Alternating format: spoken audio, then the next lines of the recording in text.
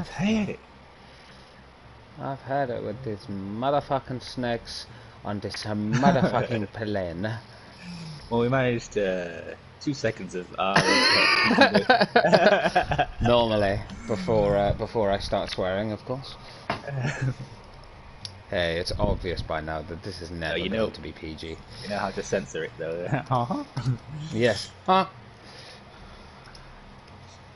This enemy ain't getting killed because I can't find him.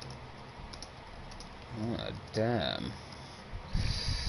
I'll end here. Ahwa. Hurrah! Let's skip the first 5 minutes. let's just get this out of the way already.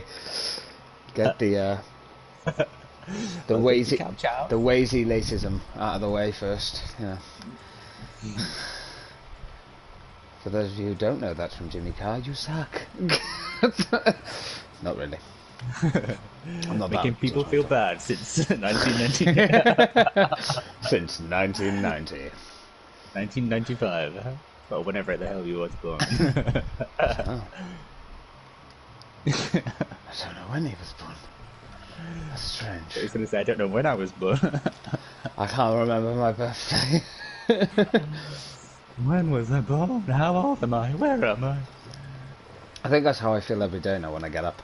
As well as, Christ, I'm old because my back's all fucking achy and I'm like, ah! Before you do the scroll of terror through news and Facebook and stuff. No, not that you use Facebook anymore. Yeah, I just go on Google. It's not much better there, I'll be honest, but, yeah. There we are. It is beautiful. You just mark things to go and I'll follow like a little lapdog. Oh, no. No, that sounds awful. I'm sorry. Ooh, I've never done one of these boogies before. Ooh. Apparently I'm missing a box. One of the boxes is broken because I got shot while I was opening it, of course. So, that's glitched, but... It's not that box. Oh, wait, what? Yeah, there's an enemy in there. How many times can I run you over? Probably once.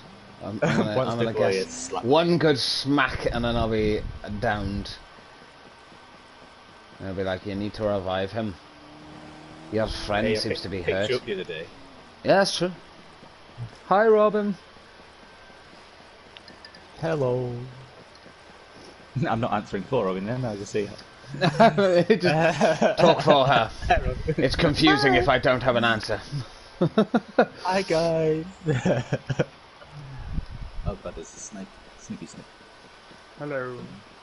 Yeah, over by here. Little Snoopy Snoop up. Boom. How you doing, Robin? You doing good?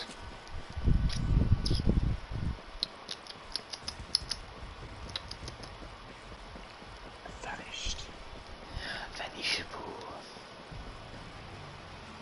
Ah, I found that last box anyway. By here. I can't actually remember what the headset that I'm getting is called. Ooh. That's a great start. It was just the first one I saw. I just thought, oh, that's the first result that comes up on Amazon. There we go. Yeah. It must be good then. That has to be good. It can't be bad. It's not possible. It can't be bad if everyone's using it. Yeah. Robin said, yeah, take a wild guess at what I'm doing at the moment. I'm guessing GTA, yeah. So you ever fucking play something else, Jesus Christ. No offense, I mean if you love the game and stuff, fair enough, but fuck me, doesn't it get boring? That's nothing against, by the way, anyone that plays the same thing. You'd say the same about you with Assassin's Creed right now. That's true, yeah. I played through 3 and now I'm playing through another one after. But I can admittedly admit, it is boring as fuck. It's the same thing. It is just boring. Yeah, can't imagine playing them all back to back. Like, I need a year break between them to like refresh my memory. I'm half tempted to stop playing Rogue, but I'm sort of just pushing through it because it's a lot shorter. I'm just going for the story. I'm not trying to like get all the upgrades and stuff like that. Vic said eating custard. Robin said, "Lol, I probably will get bored of it. Eventually, this is the thing that I was doing with Destiny as well." Fair enough. No liking it. That tends to be the thing, though, isn't it? You tend to, if we start playing a game for the first time, you know life it for like the longest time, and then once you've played it for like a month, I do it as well. I'm guilty of it. I'm just struggling. Guilty. You just lose it. Yeah, we wouldn't. It's a place over there. It's a place over there. And then we'll go over to the missions and stuff. Oh, I'm missing a box, I think. There's a wall there. But yeah, hi Vic. Hope you're doing okay. nice parked place. I like it. It's temporary. I don't see any yellow lines. It's true. So there is no yellow lines. You are absolutely right. Yellow lines don't exist in this world. Yeah. There's no parking man. There's no parking ban, there's no parking law.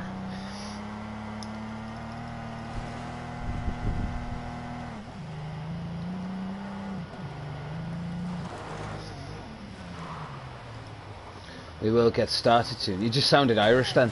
I think that was the point. I think I was going for the Irish accent. I tend to fall into it quite often these days. It's very fucking weird, I'm not going to lie to you. Any accents that you can do, Sean? Oh my god, what the... Don't ask. I can do a scouse. I can do yes, we'll go with scouse. Aussie's pretty easy. Oh yeah, get fucked. Look at that. Having a Barbie down under. Well, I'm gonna come and touch your didgeridoo, I am, mate. That probably sounds awful, I'm sorry. Trying to think of a good way to respond to that whilst using it. Wow, that's really nice. If you fucking come near me, I'm gonna rip your fucking head off, I'll tell you that much. You do a good Indian accent, but I probably won't do that. Those ones are so risky. I know. So you just don't know what to do.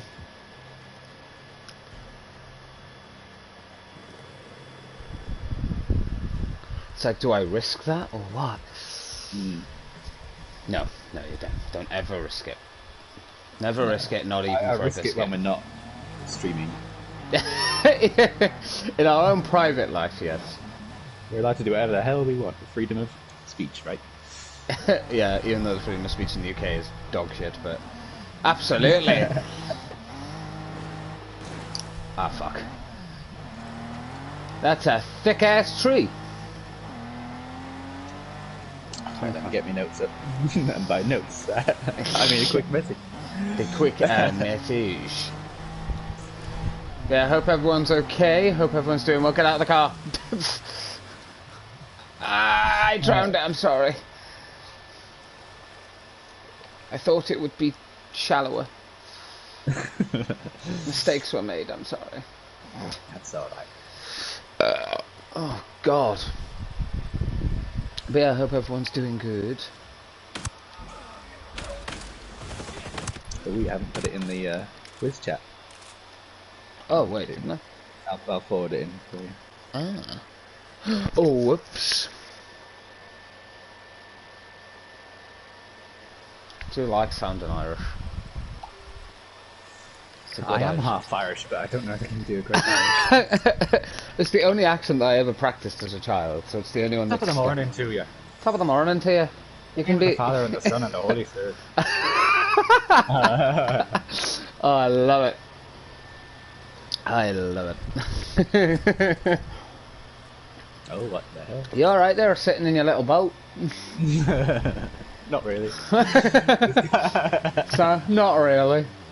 Contemplating life. It's a bit fucking cold. Oh. Ah! I crashed my shit. Notes. It was. It was. Got my notes up. I'm also going to get yours up. Just so I don't forget anything. Yes. Right then. Shall we Stop being start? fucking idiots and we'll start. Hey, that's the entire show. Right, yes. Hello, welcome. I'm joined with Sean, as always. Welcome to the Mind Over Madness podcast, and this is episode 3. It's the 3rd week we've been doing this, which, fuck me, 3 weeks already. Where is time going? But yeah, if you want to listen to the Spotify now, you can listen to it on...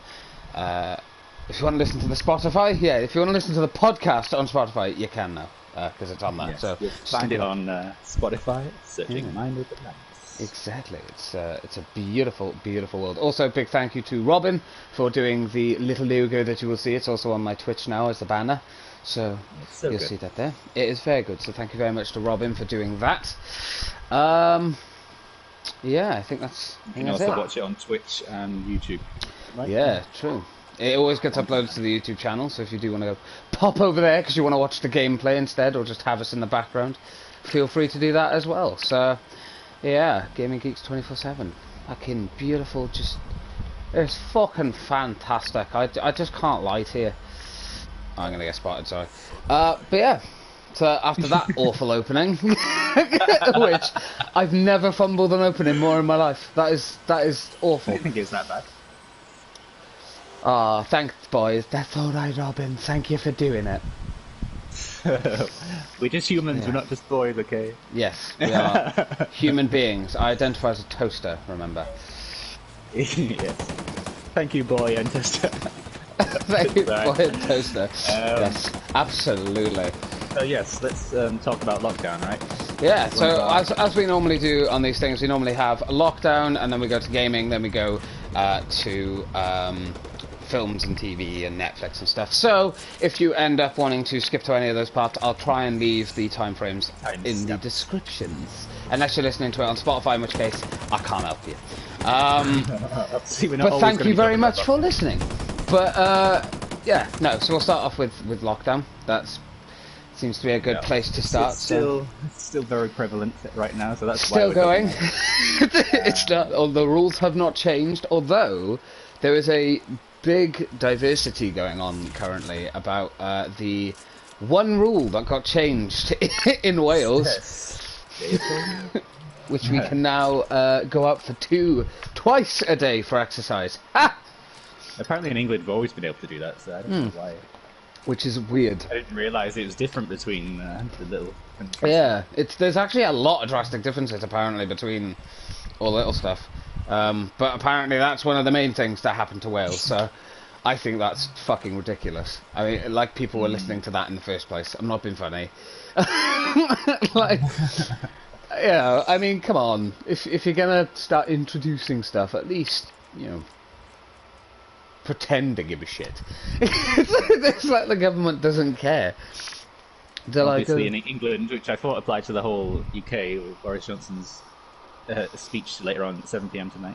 Yes, we're going to be hearing about some easing of lockdown measures or something along those lines.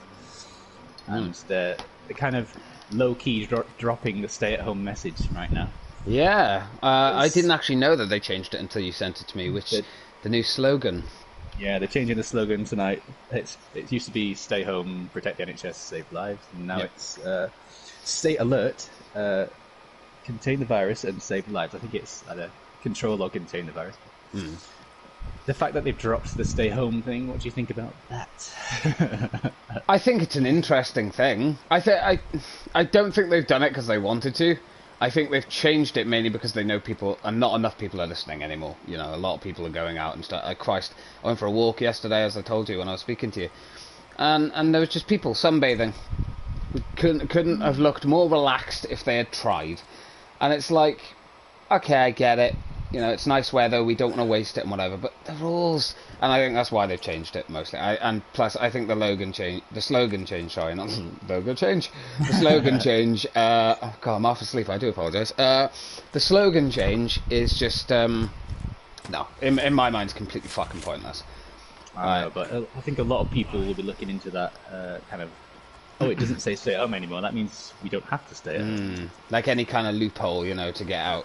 Because let's face it, people are getting sick of being stuck out. We're coming up to the 7th week, I believe, of lockdown now, right? 7th? 7th or 8th? I think it's 7th. So, yeah, Hi, Shaggy, by the way. I do apologise, fumbling your way around, lol. I do that a lot. Um, but, yeah, no, it's surprising to me that they would suddenly change it. I don't quite understand that, but... I don't know if it's just... Yeah.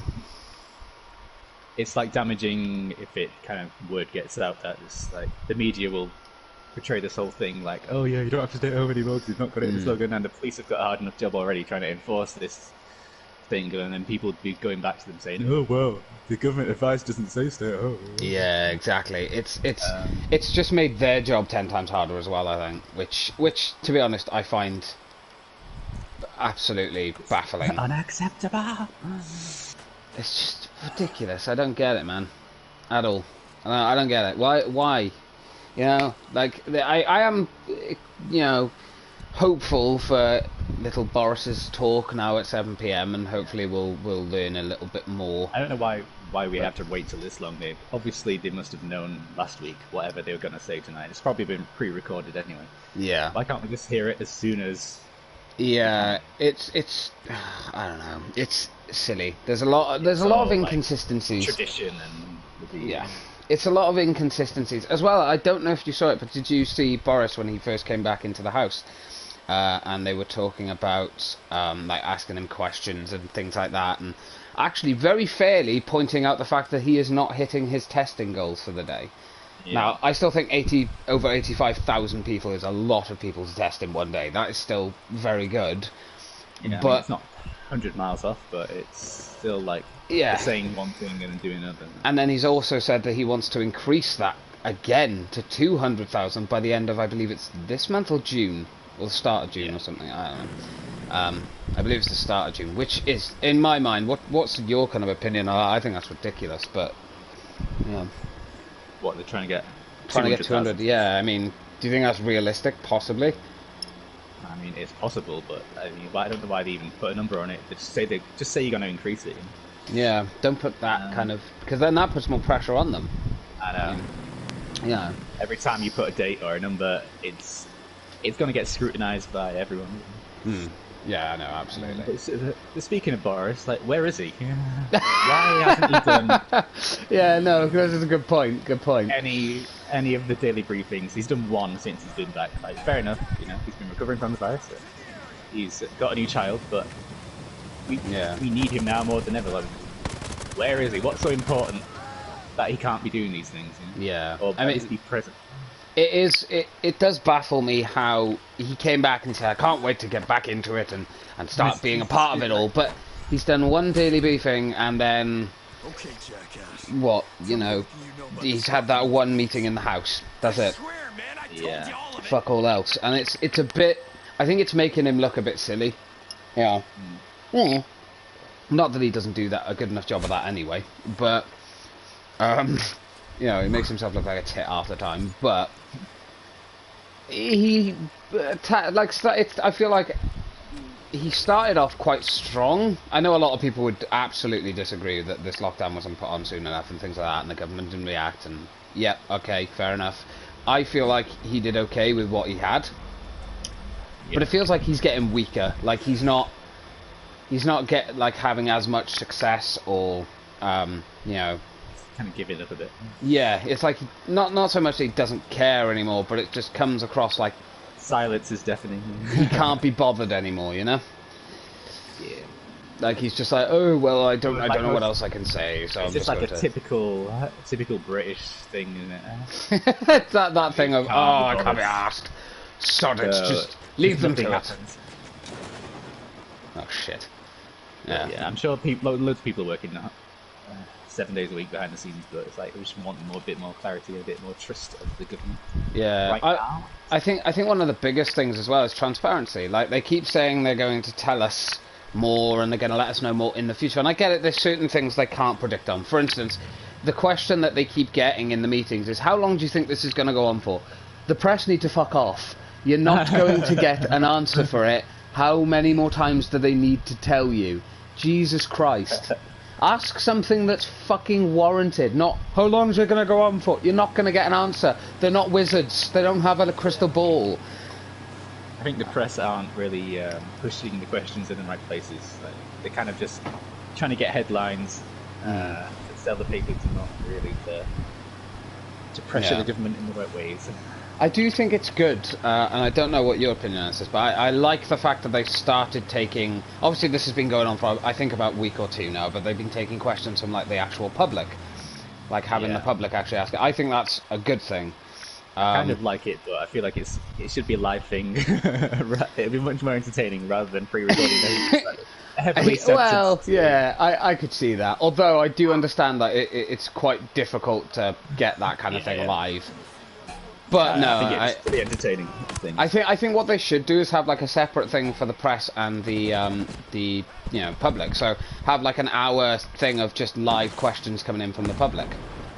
You know, do it on the same day or a different day. I don't know if that question time kind of thing. Yeah, that might be a bit unreasonable. I don't know if that would be basically damn near close to impossible. Well, it's just like I think that thing of trying to balance how many people would want to ask questions, how quickly they can get through the questions. How intelligent are the people asking the questions? Yeah, I mean, I'm sure there are some people out there that probably would ask a dumb question or something that would make no sense. When was it going to end? For God's sake, stop it. How many times have you asked? I haven't actually heard anything on America recently, though. That's been quite... yeah. Obviously, Trump it's been quiet since the whole bleach thing. I wonder why. He has been a very quiet little sausage. Yeah. Does make me giggle. I think we went a lot on America the other two podcasts. Yeah, there was a lot more from this last week. There hasn't been too much from them, which he's still on about it's all China's fault. Oh yeah, well, could be. But that's still an investigation, isn't it? I think he's focusing so much on that he's kind of forgetting that there's still people out there that want answers and the governors that need help. You know, so, but he's like, oh no, they've got the power, and it's like, oh, fucking idiot. But, do we know how many people have died to the virus? Shaggy, good question. In the UK, it's like 32,000, isn't it? I'll have a look now. I shall look it up. Worldwide, I'm not too sure. It's about, so at worldwide... About 250, 300,000 or something like that. Worldwide, it's 279,000. 1.3 million have recovered and just over 4 million confirmed cases, which is a high amount. That is a lot. 4 million. Yeah. But and I think in the UK 215,000 people have been confirmed infected at this point in time, and 31,587 deaths, the second highest. Sadly, in the world. Puppies! Oh, we love the puppies. Yeah, no, that's quite a high death count.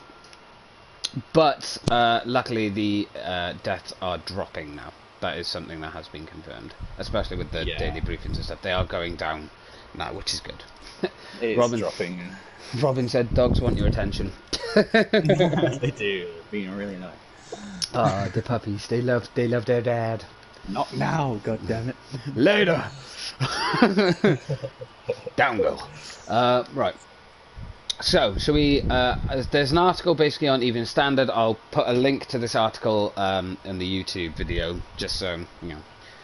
No, you're plagiarizing. You're stealing it. Yeah. Well, I've said what I'm reading it off. It's off the Evening Standard. It's off the website of the. This came out 21 hours ago, literally.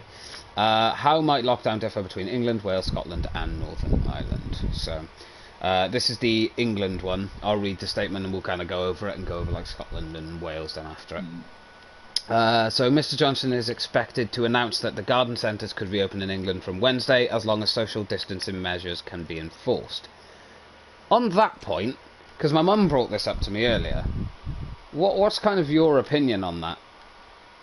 Garden centres. I mean, I suppose it would be kind of simple to enforce social distancing on them if DIY stores can open. And I went to B&Q the other day and they've got the garden centre section. I don't see the difference between like a DIY shop and a garden centre really. Yeah. In terms of enforcing the distance. So yeah, that could be a stage to to open them. But then it's like, oh well, if you're gonna open them, then why not open clothes shops and different kinds of shops? Yeah, exactly. This was what I was gonna bring up was are they really and not to obviously put part because I think it would be a good idea to open up, but then obviously I think this is another thing that comes into the Logan change. Or slogan. Why do I keep saying slogan? The slogan change is that that's encouraging people to go out more. Not only that, but garden centres aren't really vital. From what I know, I have very limited experience. Don't get me wrong. And from what I also know, garden centres can be very big places, so social distancing can be very easy. But some of them are not that big. So is it going to be one rule for big ones and then another one for small ones? It also helps that a lot of them are outdoors, like have outdoorsy sections, and they say the virus is not good with outdoors. I think another quick point on the slogan change was that apparently Boris is going to introduce kind of an alert level from 1 to 5 of how bad the virus is in certain places. So that may be part of the stay alert thing. Okay, that I didn't know. That's good to know. That'd be interesting. Apparently we're at alert level 4 at the moment, so not the worst. And it can go up and down, and then each alert level has different kind of thresholds to meet, and then more things will open as it gets lower and stuff. Ah, okay. So they're kind of like going off of what's, if that leveling it's just system... kind of like a exit strategy kind of thing, a roadmap. They want to try and get out quicker. But yeah, also on the encouraging people to go outside, they've just invested £2 billion in a ride your bike scheme. Yeah. Like, I'm all for exercising and riding your bike, but something like that, at a time when they should be telling people to stay at home, like encouraging it, is that really the right thing to be doing? It does seem... encouraging people to go out. It does seem odd. I won't deny that. I know it's such a tricky one, isn't it? Because on the one hand, you could say that, well, people are, if they're getting exercise and keep social distancing, there's nothing wrong with it. They should be allowed to do that. Okay, absolutely. But then, in regards to, let's be realistic here. If there's multiple people going out and riding on a bike, how the hell are you meant to keep social distancing? If there's multiple, so instead of, let's say, 2 or 3 people on one bike lane, so it's quite easy to keep a distance, you suddenly have 10 to 15 people. Because as well as that, it has been proven to show, and there are a hell of a lot more people that are going out, doing bike rides and stuff now, compared to walking or vehicle travel. But is that necessarily a good thing when, we've got this pandemic is still going on? Yes, it's easing up and the R is under 1 now, but does that mean we should ease up right now? Or, if anything, should we double down? Money could be spent on elsewhere, Yeah, more important. Where's all this money coming from as well? Because next government, whoever's in charge then, they're going to be really dealing with a big, massive recession. Yeah, the deficit after this horrible pandemic is going to be atrocious, I think, for absolutely everyone. It's going to be a difficult one. Hello. Oh, thank you. I came to pick you up. Jump in. Yeah, I'm in. Oh shit. Yeah, no, it's a tricky one. It's definitely one I think that it's good progression, but and I definitely think anything to keep people healthier. Absolutely, I'm 100% behind that and for that. I love going for bike rides and stuff. But I think right now it's not the greatest thing. Not the greatest use of resources. I think they're just trying to announce things just to announce things at the moment. I think they're trying to give... This is the thing. I think people are pressuring them so much to give answers that they're just finding any little thing they can to fucking throw out there, which I don't think is a good attitude to have. And I think the fact that we are pushing the government...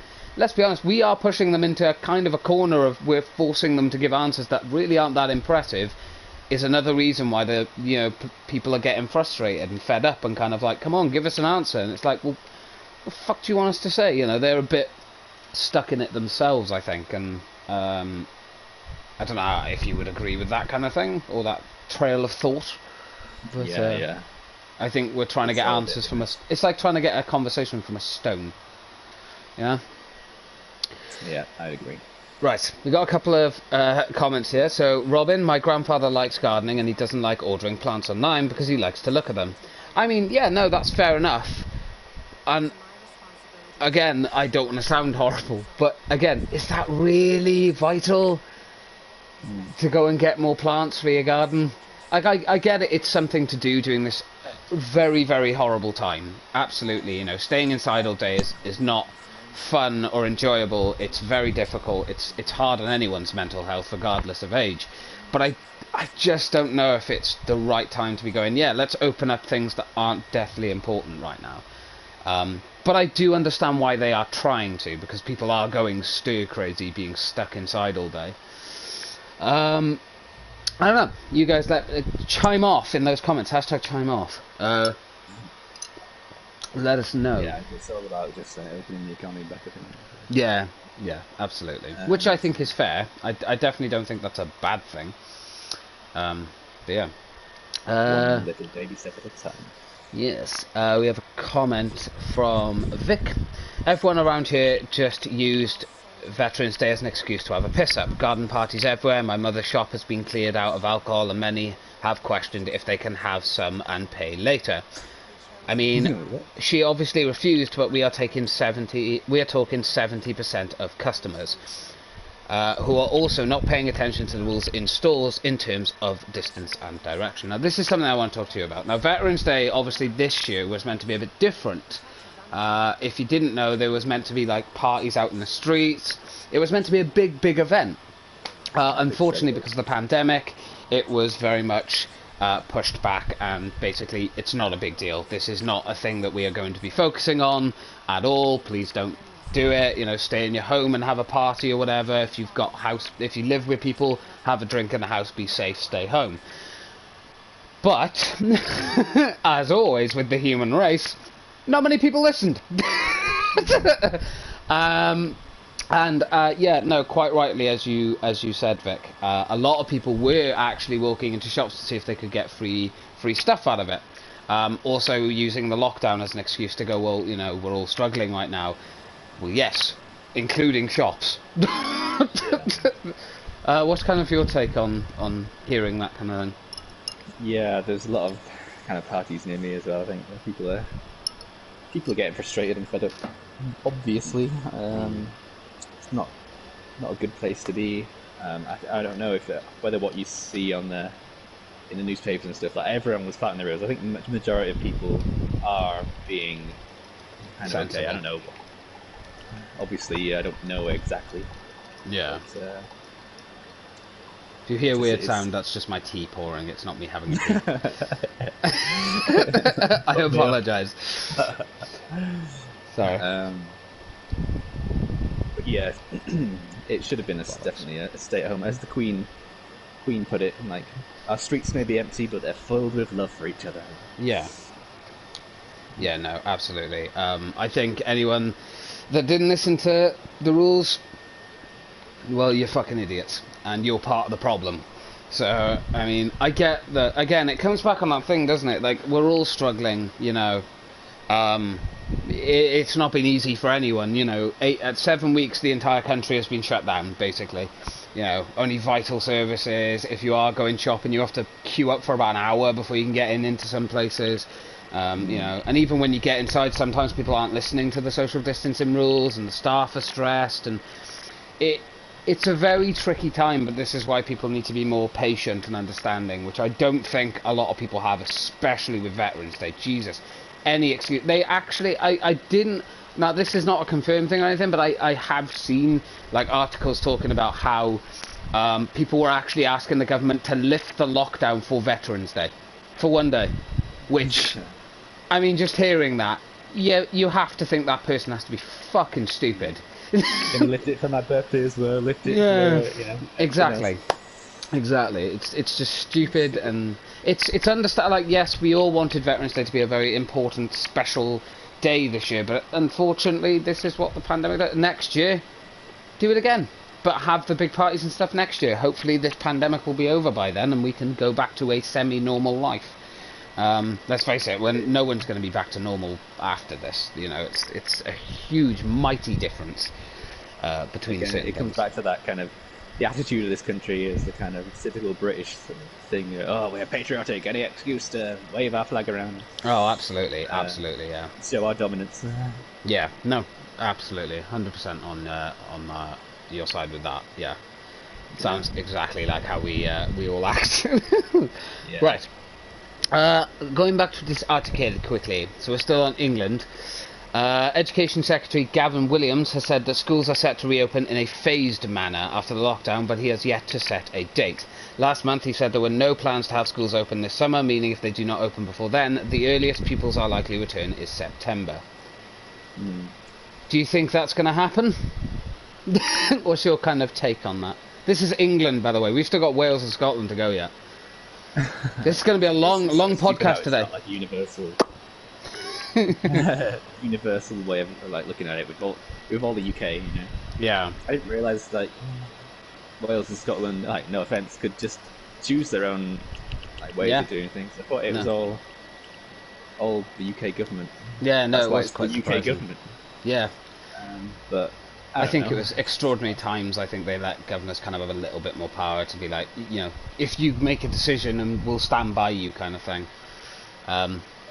One thing I will give the UK government is they all have stood together and allowed different governors to make choices, and very much I'm very, very proud of our government system. As much as people give it shit and stuff, during this pandemic it has been very good. Yeah, I think obviously the situation is different in Wales than it is in England and Scotland, with less cases or whatever. I think in my region, northwest, there's like the most deaths and the most cases. Like now, we've overtook London, so obviously that tells you how great the people around here are good at listening. They are. But yeah, so each area needs kind of different strategies, which is why the kind of alert system might be good for that. Yeah. Well, hopefully that alert system is going to absolutely provide you know, much needed, I think, guidance for a lot of you know, us pedestrians. Yes. But yeah, no. I personally don't think schools will be open in September, and I think anyone that thinks so is ridiculous. If they want to open them, then it should be in a phased manner. Absolutely, I agree with that. But whether it'll be in September, we don't know. Again, it comes under that thing of just not fucking knowing, really, isn't it? It's people are asking for answers again they're not going to get, and it's like, ask the right figure questions. out a way of doing online schools.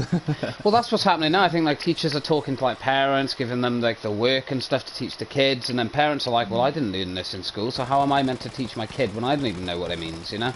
So it's a very troubling time for all, and I get that people want schools open, but I just don't see it happening that early even, you know, maybe November. But, you know, even then, it depends on how well people listen to the rules and stuff, isn't it? You know, if people aren't going to listen to it, it's not going to happen. I don't know if you'd agree. I agree. I agree. I absolutely agree. Robin said yes to that, so I'm assuming Robin thinks that it will open by then. Okay, fair enough. Yes. Yes. Shaggy said in response to Vic's story, same in my area, been a few family gatherings the past few days. I mean, you know, it's a shame. I get that people go, oh, well, we're family, so it doesn't matter. You know, I've heard that excuse be thrown around a lot, but do you live in the same house? No. Well, there you go then. There's your answer. You know, it's, I get it's difficult right now. You know, I haven't seen my granddad in probably nigh on coming up to about 2.5 months now. I miss the guy so much. He's a good laugh. But, you know, I've rung him, you know, multiple times a week. You just ring people, talk to people over the phone. Yeah, there are always ways. I would try and video call him, but, you know, you try teaching someone with Alzheimer's to fucking... to remember the last thing they said, let alone fucking learn how to use Skype. Use a smartphone and video call. Yeah, you know, it's tricky enough. So, yeah, but... Yeah, there are ways around it. I think people should try maybe experimenting in those ways a lot more than what has been going on. I don't know if you'd agree, or if you have any stories or kind of opinions on that. I don't like just talking. I feel bad then. I'm like, oh, Sean, do you want to say anything? No. I'm making sure we don't talk over each other so that it's nice and easy for people to understand.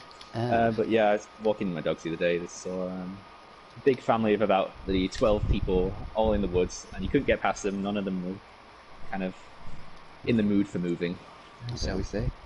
So that's like, it's just like, oh, come on now. I mean, they didn't seem like the brightest bunch, but It seems a bit It's disrespectful as well, isn't it? Let's be real. Yeah. Other people are just trying to get out for their exercise, and you're having a big picnic. And Yeah. oh, I'm coming down this ladder, and you're coming. Yeah, no, it baffles me absolutely bad. But I get it why people are breaking the rule, but they shouldn't be. Find another way to do it, you know. A lot of people are still bringing their families, all the families, to the shops, and it should just be one person, really. Or they're trying to get creative around it, and everyone grab a trolley, pretend we're not together. You know? Yeah. Oh, that pisses me off. That people pisses me off. Are ourselves who do that, you know. Yeah. That's very, very annoying. So they're all going around as like a convoy of 4 trolleys, you know. Oh, that does annoy me very much so. Fucking ridiculous. Don't do that. If you're thinking of it, don't be a twat. Just just don't do it. Just be human, be kind, be understanding. We know best attitude, which is not helpful. Which is always crap. No offense, but I mean, you know, that shitty attitude doesn't deserve respect. Right, we got comments off Robin. I've just been told that the Valley of Glamorgan was the biggest hit in Wales. I haven't seen my mum for that many months, James, as well. Oh, I know. It is hard, it isn't easy, but this is something we all have to do and stick together to get through. And yes, no, there are statistics and stuff to show that, you know, where we are, it has been hit the worst. Which is unfortunate, but not surprising, I'll be honest. Like I said, you know, I could go out for a walk any day of the week. It could be a shit day. I could go out for a walk. I am guaranteed to see people down the woods that are just sitting there being seems to be huge gangs of kids as well. I think this is kind of why they're trying to push the school thing. To get, like, those kids that aren't listening, like teenagers and stuff, who aren't listening to the rules, back into school, so then they can't break the rules. But, I mean, you're not really keeping them safe by that point either. Because they're still going out, so meet up with their friends and then go on an after-school adventure. Then. Yeah, exactly. It just makes it even more risky, unless they have like a scheme of like, oh, your parent has to show up at the door, actually collect you, and then go. But that's gonna take like an hour or 2 to get kids out of school. Then, so it's like, are you gonna shorten the school day, lengthen it, like, you know, mental. Yeah, I'll stagger it with different kids in different days, like they probably thinking of doing. Absolutely. Right, the last part of this for England. Last month said there was no plans, read that part, sorry. Pub chain Witherspoons had announced at the end of April that it aimed to reopen its bars and hotels in June. However, the reopening of the pubs and bars is unlikely to happen anytime soon, with some reports claiming they will not return until August and September. This is for England. There's been a bit of controversy around this, like Wetherspoons thing. Like the owner is just interested in money and not anything else. He can give a shit about anything else. He's just like, my money. I think that's the thing. Like, again, big companies and people are just forgetting the human side of it. They're forgetting why it's so important for people to listen to the rules. And they're like, well, we're losing money. Well, this is why you've been given the grants. But you're just laying people off so you can have more money, aren't you? Like, it's, I don't know. But no, again, I think it's a very optimistic time. June, definitely optimistic. But August, September, I think it comes back to the school thing. You know, if people listen to the rules, possibly. You know, it's not impossible. But I think they are sort of, you know, jumping on sort of a hopeful bandwagon that if enough people say so, then it'll definitely happen. But that's not how this works. Yeah. Don't know if what's your kind of take on it? I'm the same as you on that one, I think. Yeah, it's not much more to add on that. it's like when talking about these subjects, it's hard, man. Because if you've got a brain, you pretty much know what you're gonna say. So if you've got common sense, it feels like kind of going in circles, saying the same thing, and it's like, But I wanted to go through this. I wanted to go through this article because it is quite a fascinating one, especially with all the different parts of the UK and stuff. But yes, another comment from Vic. Try and tell a drunk person to stay away from everyone and stop putting bodily fluids on everything. Yeah, exactly. This is why I think another reason, people are just going to get hammered. And I think in Sweden they're opening bars and stuff, or Switzerland, I can't remember which one. I do apologise. They're opening bars, but they've got like screens between every like table, and only families together can come in. See, that's staff there, effort. It's a lot of effort because the staff there feel like they're just the fun police. Like if they see people socialising with each other, go and sit back at your table. Like, that's not a good experience for a customer. It's not a good experience for them. Oh shit. Oh, what happened there? I think it caught on the side, so it broke. Whoops. Right, okay, Northern Ireland. Devolved matters in Northern Ireland include health, social services, education, environmental issues, transport, culture and sport and policing. First Minister Arlene Foster has said that there might be nuanced changes to be made to lockdown rules, given the example of going out for more exercise in the open air. Any minor adjustments are due to be announced next week. At an executive meeting on Thursday, the coalition administration agreed to issue advice to people in Northern Ireland to wear face coverings in enclosed spaces where they encounter challenges with social distancing. So not much has changed in Ireland. I think Ireland seem to be kind of the more sensible ones, which, when you think about it, are the stereotypical. I mean, imagine the stereotypical Irish person. They just drink and swear and tell each other to fuck off. Not racist at all. Yeah, but it just shows, doesn't it? Stereotypes ain't shit. Nice save. They are, the most sensible, it appears to be anyway. Because I think they haven't been hit that hard, as far as I know. I'm not too sure on statistics, so I won't even attempt to speculate. But they haven't really been hit that difficult. The density of population there is probably less than here. Yeah, that's probably another assistance, should we say, to what's going on there. If there's less people enclosed in one space, then it's going to be look easier. at New Zealand. They've only had about a handful of cases compared to the rest of the world. Because they just locked down straight away as soon as they heard about this. They were just like, get out! Get out! Or get in. Or get in! Well, choose! Right, okay. We're going to Scotland now. Sorry. Yeah, no. Oh, man. Right, Scotland. Devolved matters in Scotland include education, environment, health and social services, law, order, local government, sport and the arts of tourism. Order! Police Scotland's Chief Constable Ian Livingstone has already acknowledged different approaches to easing the lockdown in different nations. Quote, would make the policing role more challenging, end quote. But he added he has confidence officers will be able to respond to that. He dismissed the notion that roadblocks would be set up in the event of Scotland and England easing coronavirus restrictions at different speeds. Nicola Sturgeon has said the only change to their current measures in Scotland will be allowing people to leave their house for exercise more than once a day. She said while it may be that the 4 UK nations move at different speeds, if data about the spread of the virus necessitates that, she expects any differences between the nations to be initially quite minor. What's your view on that? I think they will be quite minor. I think he's heard the response of people and they'll be backpedaling quite quickly. Try and make it so that it's like, oh yeah, we didn't mean, this. We didn't mean to remove the stay-at-home message. Yeah. But yeah, when they say more than once a day for exercise, what does that mean? You can go out 100 times. You can go out twice. Yeah, I think they're kind of using very lax terms, but I assume they mean you can go out twice now, but they haven't made that clear. This is something the government needs to improve on, I think.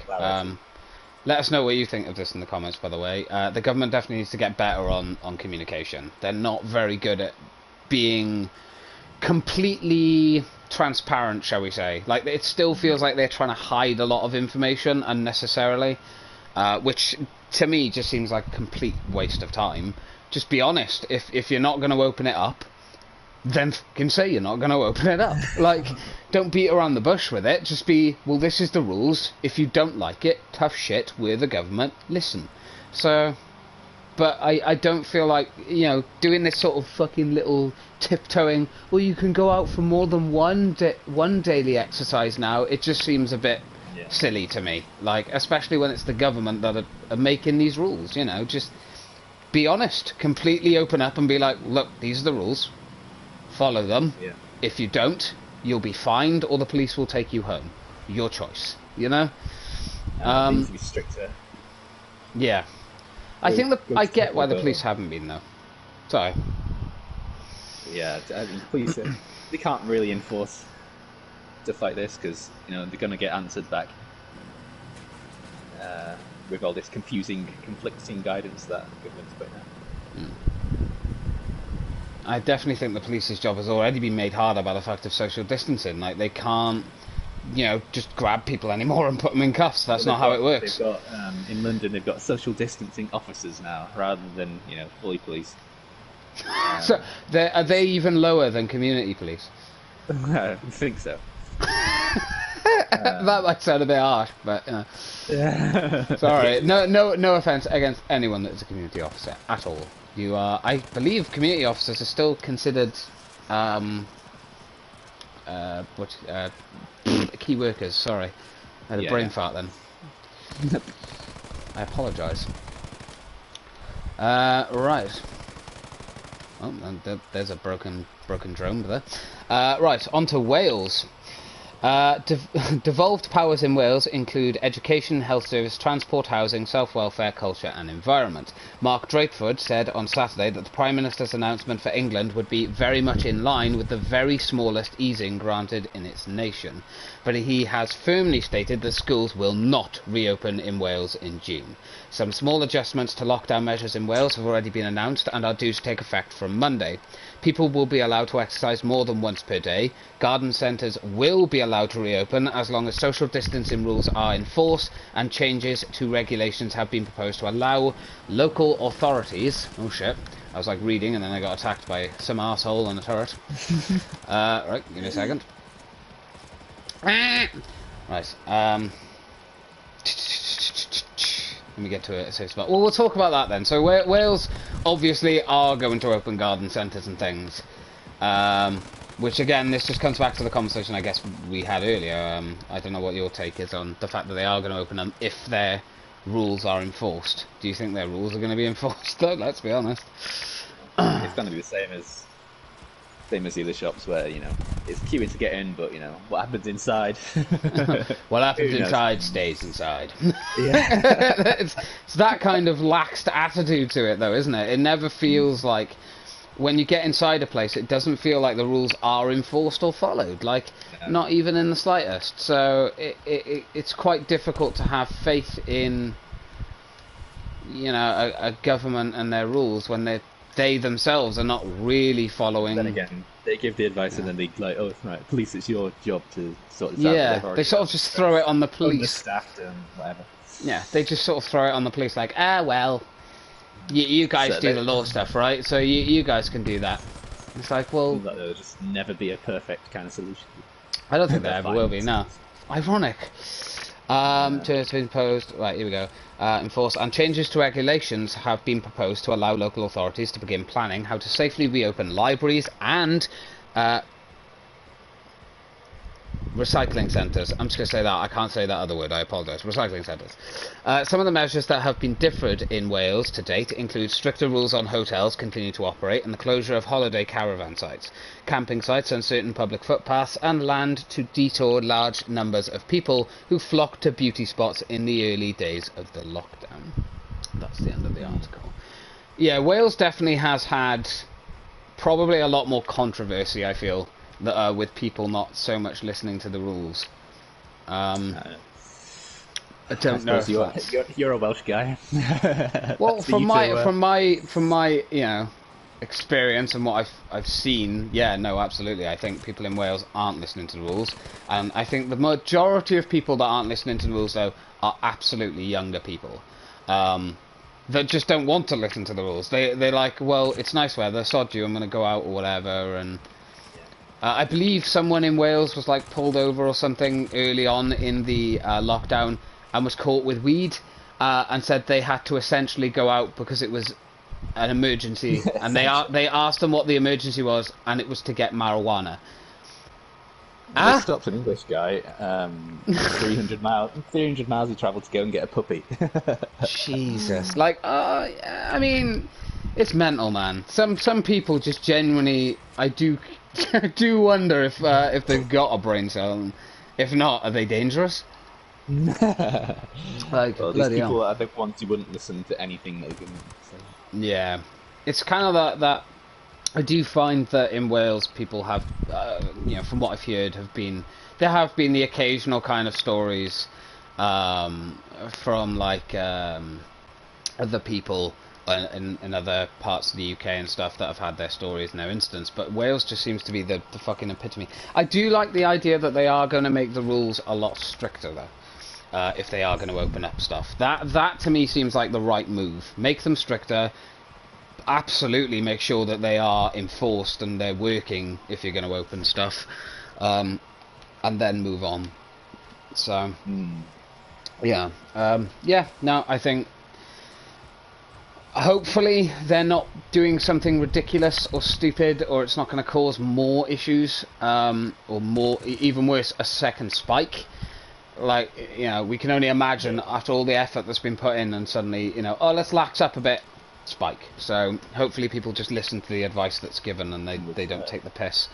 Great in the summer months, but this lockdown will be a hell of a lot worse in the winter if we have to be open. Yeah, no, absolutely. Especially if this is still going on in the winter. I mean, food shortages are already happening. Meat and stuff like that is already being affected because a lot of companies that are classed as essential business, Trump signed like a waiver or something, not waiver, sorry, an executive order to force meatpacking plants to open, and still half of them haven't. They've just gone, no, we can't ensure the safety of our workers. So yeah, and it's the same with farmers and stuff in Wales and things like that. It's just not a safe enough environment for them to do their job safely and be able to provide food. So it's another reason. The oil prices are going down to historic lows. Yeah, no one wants oil anymore.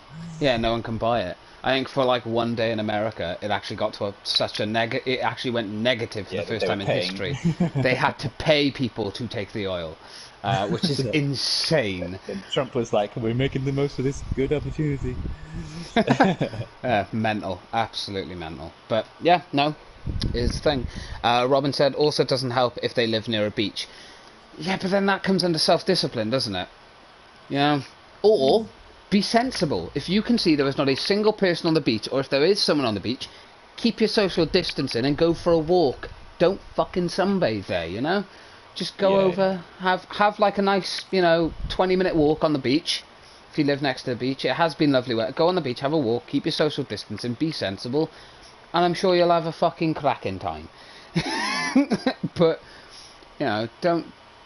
don't put other people at risk because you can't, you think you're an individual to the suffering of everyone, that is going through this horrible pandemic. Yeah, I certainly agree that there shouldn't be sunbathing and stuff on the beach, but I don't really know why beaches are put on this thing like, oh, if you go to a beach, you're breaking the rules all the time. I think I've been to parks where there's less social distancing on beaches, like these huge spaces. Yeah. And you the cleaner air and what have you. Yeah. I think beaches are definitely, I would say, less of a risk than parks. Yeah. They're bigger, there's more space, I mean... What's the difference between going to a beach and going to like a local park? Really? Yeah, so I don't know about that one. Absolutely. I think it's silly if you're going on a beach and you're sunbathing, then no, you're a fucking idiot. Yeah, of course. But if you're going to a beach just to have like a walk on the beach because it's a nice day, you don't want to waste the entire weather or anything, then no, absolutely. But another thing is if you're driving 2 hours to get to a beach, you're being a twat. For a half an hour walk. Yeah, don't do that, as horrible as it might seem, don't just fucking drive for 2 hours so you can sit on a beach. It's not worth it. It's not worth that kind of risk that you're putting other people at to. Not just that, but the time you're then wasting of the police who then have to pull you over, ask where you're going, why you're going, that kind of shit, when they need to be dealing with other things as well. I think that's the biggest shame of all this, is how much shit the police have taken during this time when they are just trying to enforce. Yeah, they're trying to enforce the rules, you fucks. You know, like. I don't get it. It's just, you know. It's so disrespectful, but you know, everyone is struggling. I think that's the overall arcing of the lockdown right now. Last comment on this will have this. I'm assuming this is about the lockdown, so this will make this the last comment. Vic said there is a lot of food waste happening because of restaurants and food production places not being open. Industries that provide these places with produce and ingredients either aren't distributing to the public because they would have to lower their prices, or the ones that are, their stuff is not being brought because it is so expensive. What's kind of your take on that? Yeah, it's like I hear lots of restaurants and stuff are going to be opening and more takeaway places like McDonald's and stuff like that, as a takeout kind of thing in the coming weeks. So maybe that'll help with that. Yeah.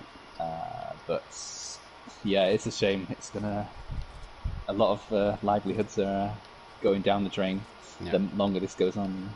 I think it's definitely a shame that food's being wasted. I mean, more so what I don't get is, okay, these big companies obviously have to make money to be able to continue. I get that. But during this pandemic, wouldn't you think that because of the grants and stuff they're getting anyway, they could just give this food to people that need it? There's hundreds of thousands of families out there that are struggling. Why not donate all that food that's going to be wasted to like a number of food banks or like a food charity, so they can, you know, or ones that are still functioning? Some of them probably do, but like maybe there's just so much of it that you can't logistically get it to the right places without it going off or going to waste. That's true. Yeah, there might be some outside factors that, you know, I'm not accounting for, that I don't know of. Of course, yeah, no, absolutely. But I don't know, if they weren't doing that, that would concern me a bit. It would be like, well, you got all this food, help the world. You know, we've all got to band together through this shit. So I suppose a lot of farmers and stuff would argue you can't like just wait to harvest all these crops and things. You've got to do it like when they're ready, or then you miss out on another like harvest round of crops. Not that I've not played much Farming Simulator, so your knowledge is not at expert quality level. Yes. You know, all you need to do as a farmer is play Farming Simulator. Of course. But yeah, so it's a shame. Right, and on the last thing that I'm going to bring up on the lockdown, I believe, meant to bring this up last week. I completely forgot, so I apologise. Obviously, everyone knows who Tom Moore was.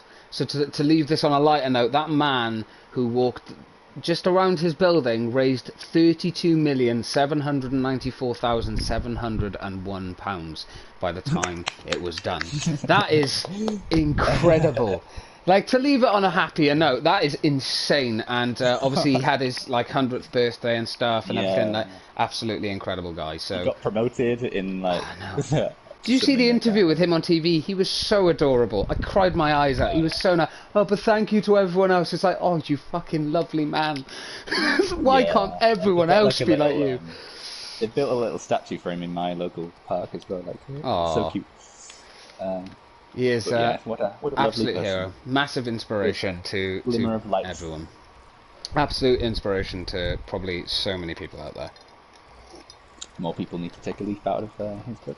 Absolutely, they do. If more people were like him, I'm sure the world would be a much more safe and happy place. Yes. And on that note, we're going to move on to something else. Fucking hell, an hour, nearly an hour on lockdown alone. Mad. Mad. But I do love it. I love it. What are we going to talk about? So now, this is over. Yeah, no, absolutely. Right, we're on games next. Ooh, lot of the gaming sexiness going on. So, yeah. Any kind of gaming news that you want to jump into first, or? Well, I got this one thing of like apparently the Nintendo Switch is halfway through its life cycle now. Jesus. I didn't realize it'd been out that long. I don't know how often Nintendo's consoles kind of live for, but yeah, they tend to have them for a while. I think with Nintendo, right? Yeah. They don't tend to move but on. Not as long as like the PlayStations and the Xboxes. Oh yeah, no, absolutely. So you have a Nintendo Switch, right? Yes, I do. I do. I I was haven't used just it much, but I have it. just wondering on how you feel about them compared to your average console. Well, it's still a console, but you know. I don't know. I like it. You know, personally, I think it's a good thing to like if you're going like a holiday or a car ride. Obviously, right now that kind of stuff is a bit on hold. But no, they're definitely good for like if you're going to like over someone's house or you're staying there the night or something. Instead of like taking your console or TV or a ridiculous amount of things, just taking this one handheld is really good. And they have really good games on there as well. I mean, Christ, you got The Witcher 3, bunch of indie games. That the Nintendo Switch can handle something like The Witcher and Assassin's Creed and stuff. I know, insane. And to be honest, from what I've seen as well, with like The Witcher being used on the console, it's really bloody good. Like it looks really good as well, and some little minor graphical cutbacks, but like just the whole scope of it. The size of the bloody thing is unreal. So the fact that that little that little handheld can do that. I mean, I call it a little handheld, but it is pretty chunky. Yeah, it's a powerful device in your hand. I've got the Switch Lite, so it's a bit smaller than the average. You are the light fellow. I'm a light side, so it's got obviously the beauty of handheld gaming, which is always been amazing. You know, starting with the Game Boy and whatever. Oh yeah, no, absolutely. I'm sure the gaming Nintendo enthusiasts will correct me on that one. But yeah, the Nintendo fanboys.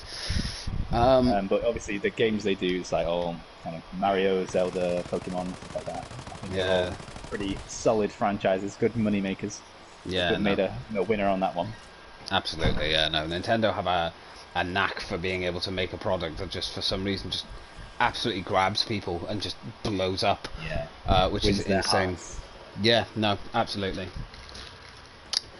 No, but yeah, the fact that it's halfway through its life cycle already. I mean, considering how stuff like that works these days, or tends to work at least, it's not too surprising to me. I do feel like the next half. Yeah, no, exactly. You know what else is gonna come of this stuff? So it's pretty insane. But yeah, what would you like to see actually change then? Oh, sorry, go on. I've heard. Well, this is linked into that. I've heard that they're apparently gonna maybe have a partnership with Sony and Microsoft and stuff, and might make it have an app that makes you play your PlayStation games on the Switch. Ooh, that could be interesting. So that's just a rumor at the moment, but I hope that happens. Like, it'd be about time Nintendo. Sorry, yeah. You can play PlayStation games on your computer and stuff through various ways. So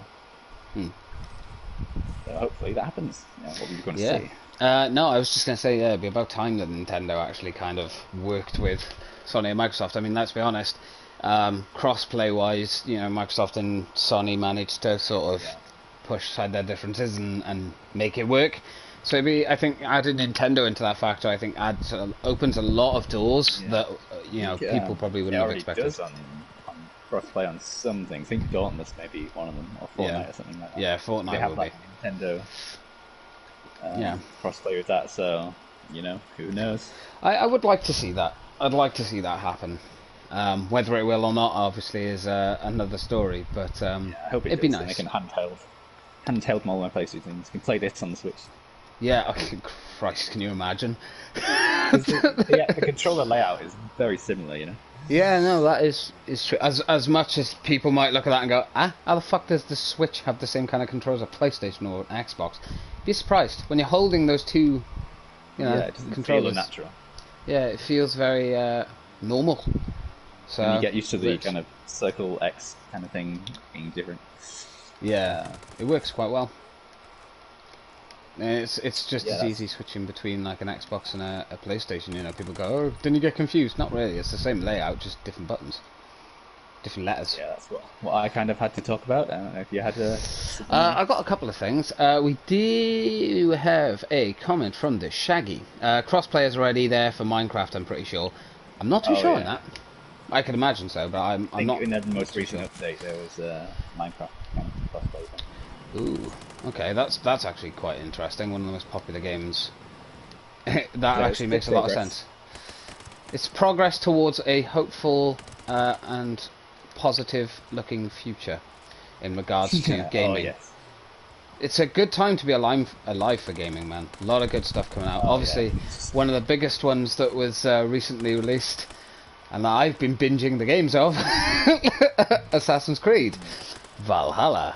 We obviously had the gameplay reveal as well, which kind of disappointing. Didn't have much gameplay in it, to be honest. I've seen that, yeah. From what you see in it, I don't think there's a lot of gameplay actually in it.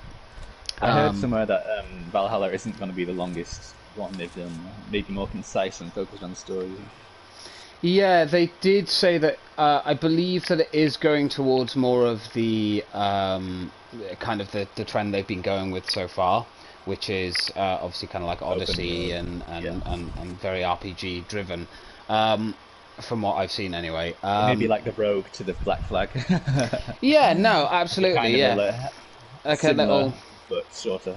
Similar but smaller scale, but a lot of side stuff. So not so big story, but more side stuff to kind of go off and distract yourself with, possibly. That's kind of what I'm imagining anyway, at least from it.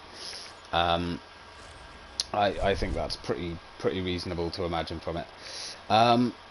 Now, it's just something I wanted to also bring up, because I really like the music to Assassin's Creed. The soundtracks for those games, especially 2 and Brotherhood especially, to me are very, very standout, beautiful pieces of music made very, very well. Mm-hmm. I was going to ask, do you have any soundtracks from games that you remember or had a very grown fond of?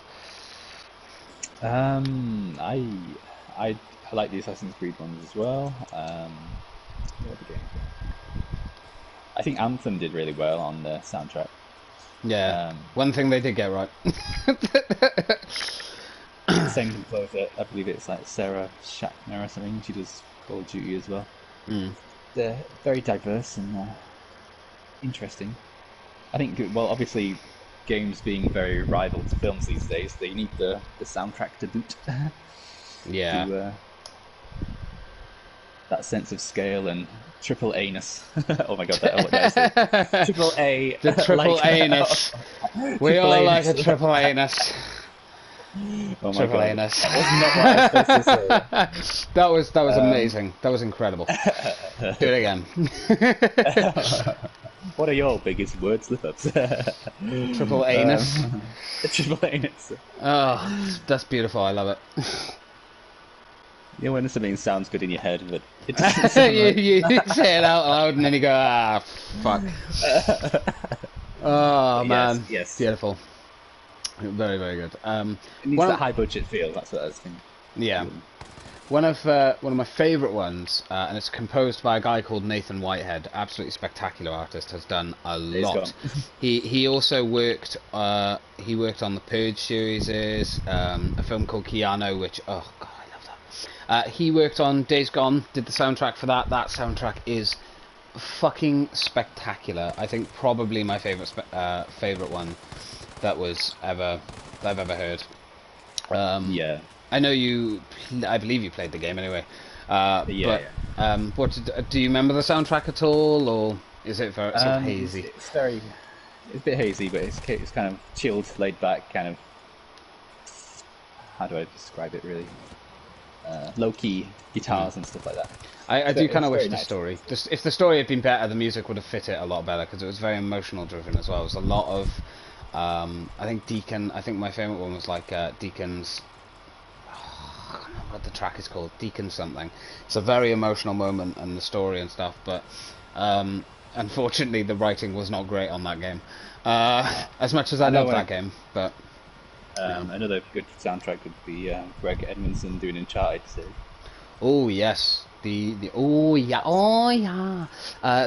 Uncharted series. Kind of. Yeah, very, very good. I believe he's no longer around now. So, it's a shame. His legacy is the Uncharted series. That is where his legacy lies.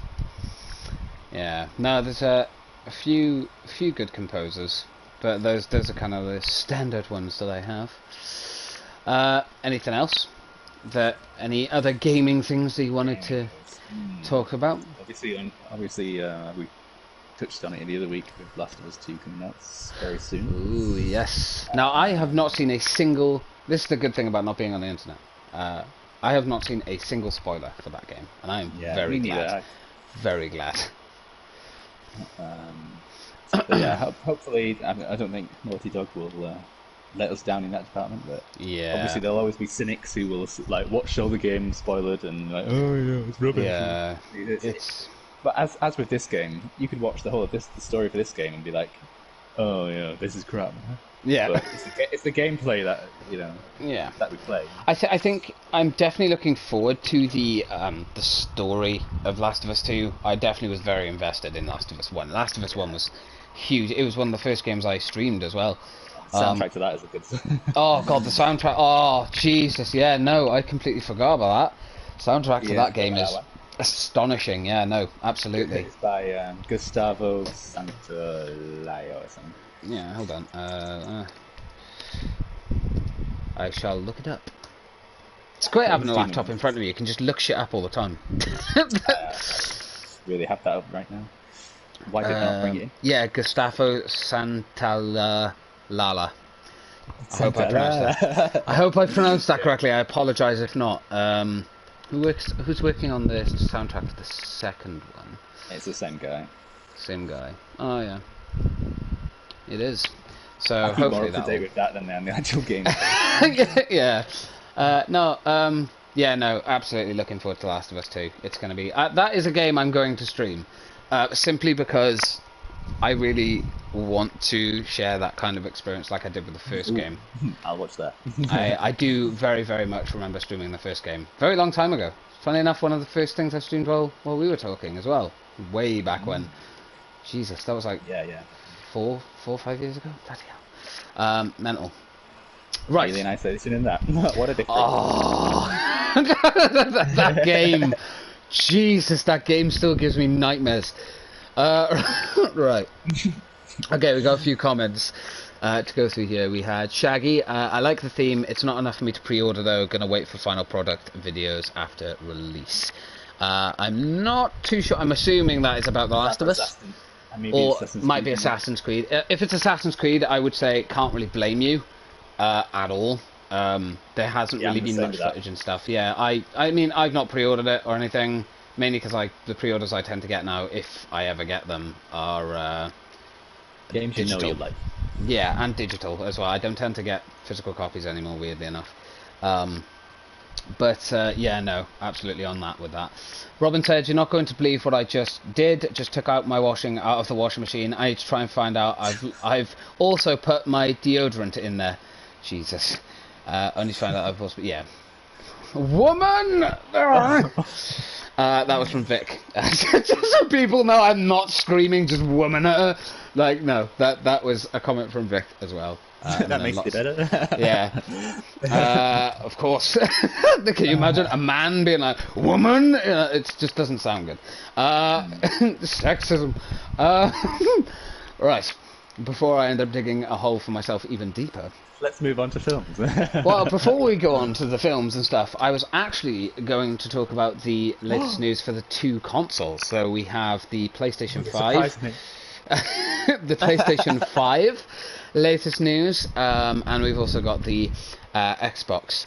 Now, one of the most recent things that came out on Eurogamer, I'm not going to go through this entire fucking thing, because obviously I already got one article that I've got to put down the bottom and I got to try and find that shit again. But it's literally just titled, Microsoft admits we set some wrong expectations with the Xbox Series X gameplay reveal. Now, this is based on the reveal of what happened with Valhalla. A lot of people were not that impressed with it. Essentially, a lot of people were complaining that the graphics really didn't look that different. The hardware didn't seem that different. Well, it's even on this console, isn't it? Or is it next? I think they're aiming for a next console release, but I'm guessing they're going to bring it out on this, generation of consoles as well. Because let's face it, something could happen and the game or the consoles might not release on time or whatever. So. Yeah. See you later. Sorry, mum's going out. Key worker. Yes, key worker. She's going off to work. But yeah, no. What's kind of your take on that? Hearing that, you know, Microsoft even admits that they set some wrong expectations for it. Now, I haven't read the article, but from what I do gather, the actual gameplay reveal was heavily disliked. Oh dear. Well, it's that thing where they're sorry that they got caught, really. Yeah, it is, isn't it? So it's about being honesty and not having money and pre-orders over what you're trying to sell there. But yeah, I'm just happy it wasn't a PlayStation. Yeah, I know. Like, obviously, I know that. I think the only Xbox console that I really had that was heavy invested into was the Xbox 360. I own that basically from when it first came out until the end of its life cycle. Like that's the only Xbox I really owned. Like, I own an Xbox One now, but I don't really use it that often. I tend to just have occasionally, I'll go on it to play games like Shaggy or something. But yeah, no, quite surprising actually that Microsoft would make such a silly fumble, especially after all the years, especially when it's been like a mistake, is it? Yeah, no, exactly. It's a fucking bad. That's pre-planned. Yeah, so it's quite worrying actually when you think about it, because apparently and remember, these are meant to be the last consoles. After this, they're not planning. There's no plans for either side, Sony or Microsoft, to make any more consoles. This is meant to be the last generation. So hearing something like that, like, that's, for anyone that obviously is more of an Xbox person than a PlayStation, that has got to sound concerning. You know, yeah, that can't be good. But yeah, on to the PlayStation 5. I'm only doing one article from this again. It's from T3 Smarter Living. So the PS5 fires back against the Xbox X as EA let slip a PlayStation 5 secret. So I haven't actually looked into this or anything. I know there was a slight leaking of some very, I guess, secretive information about the PlayStation 5 and things that were going on. But the fact that EA apparently let it slip, what's your kind of take on that? A company that supposedly let slip a very, more so secretive... I find it hard to believe all these things that get leaked and stuff. Like, is anything really leaked, or is it kind of intentionally put out there? Well, like Deadpool 1. When they brought on the film. Ryan Reynolds. But yes, I obviously don't know what this secret is. Yeah. It's too damaging for them and whatever. But yeah, well, I think it's more. Maybe it's good. I'm not sure what the secret is, because obviously, again, I'm one of those people, I don't want to hear stuff about it, because it's kind of, I'd rather hear it from the actual company themselves. Things are subject to change all the time as well. Yeah, exactly. These consoles, hear a rumor, and it'll be a kind of a version of the truth. Yeah, absolutely. But the fact that EA have supposedly leaked it, that's not surprising to me. They're a dumbass company that don't know what the fuck they're doing anymore. So they stopped fucking working on Battlefront 2, wankers. Apparently there's hats coming for that as well, by the way. So they're still working on it then. There's still no content, but there is like a balancing patch. Oh, that's good. They're not completely abandoned. That's good to know. But yeah, other than that, they have kind of ditched it, which is a bit annoying. Yeah. But, yeah. But that's... I think we covered that the other week. Yeah, we did, yeah. I remember. Right. Okay, is there anything in chat, any gaming stuff in chat that you guys want us to talk about? If so, throw it out there while we start talking about films and stuff now, and maybe we'll talk about it at the end. If there's any articles or anything you want to talk to us about, remember, put it in the chat, suggest it to myself or Sean during the week, and remember, if you want to join us on the podcast, always feel free to ask, and who knows, maybe you'll join us for a section as part of the podcast. It'll be fun. We were talking about this earlier. We should call this podcast Triple Anus now. Triple Anus. That is the title of the episode 3, Triple Anus. Right. Okay, so, movies, films, and Netflix. Well, I was thinking a big one we could talk about is the Star Wars. Yes. Star Wars shit. Let's set this controversial ship alight. Yeah, no. Okay, so yeah, I recently watched Return of the Jedi. Jesus, the last Jedi and the Rise of Skywalker. I finally watched through them. I also went back and watched Force Awakens just to kind of remember the storyline. And all I can say is, holy fuck, do those films jump all over the fucking place? Like, Jesus Christ, it's insane. You can absolutely tell that JJ did not like The Last Jedi. You can tell that Ryan had a completely different fucking view of what he wanted for the films. And the cast didn't even enjoy it that much. Have you seen John Boyega and Daisy have like both ridiculed Kathleen Kennedy?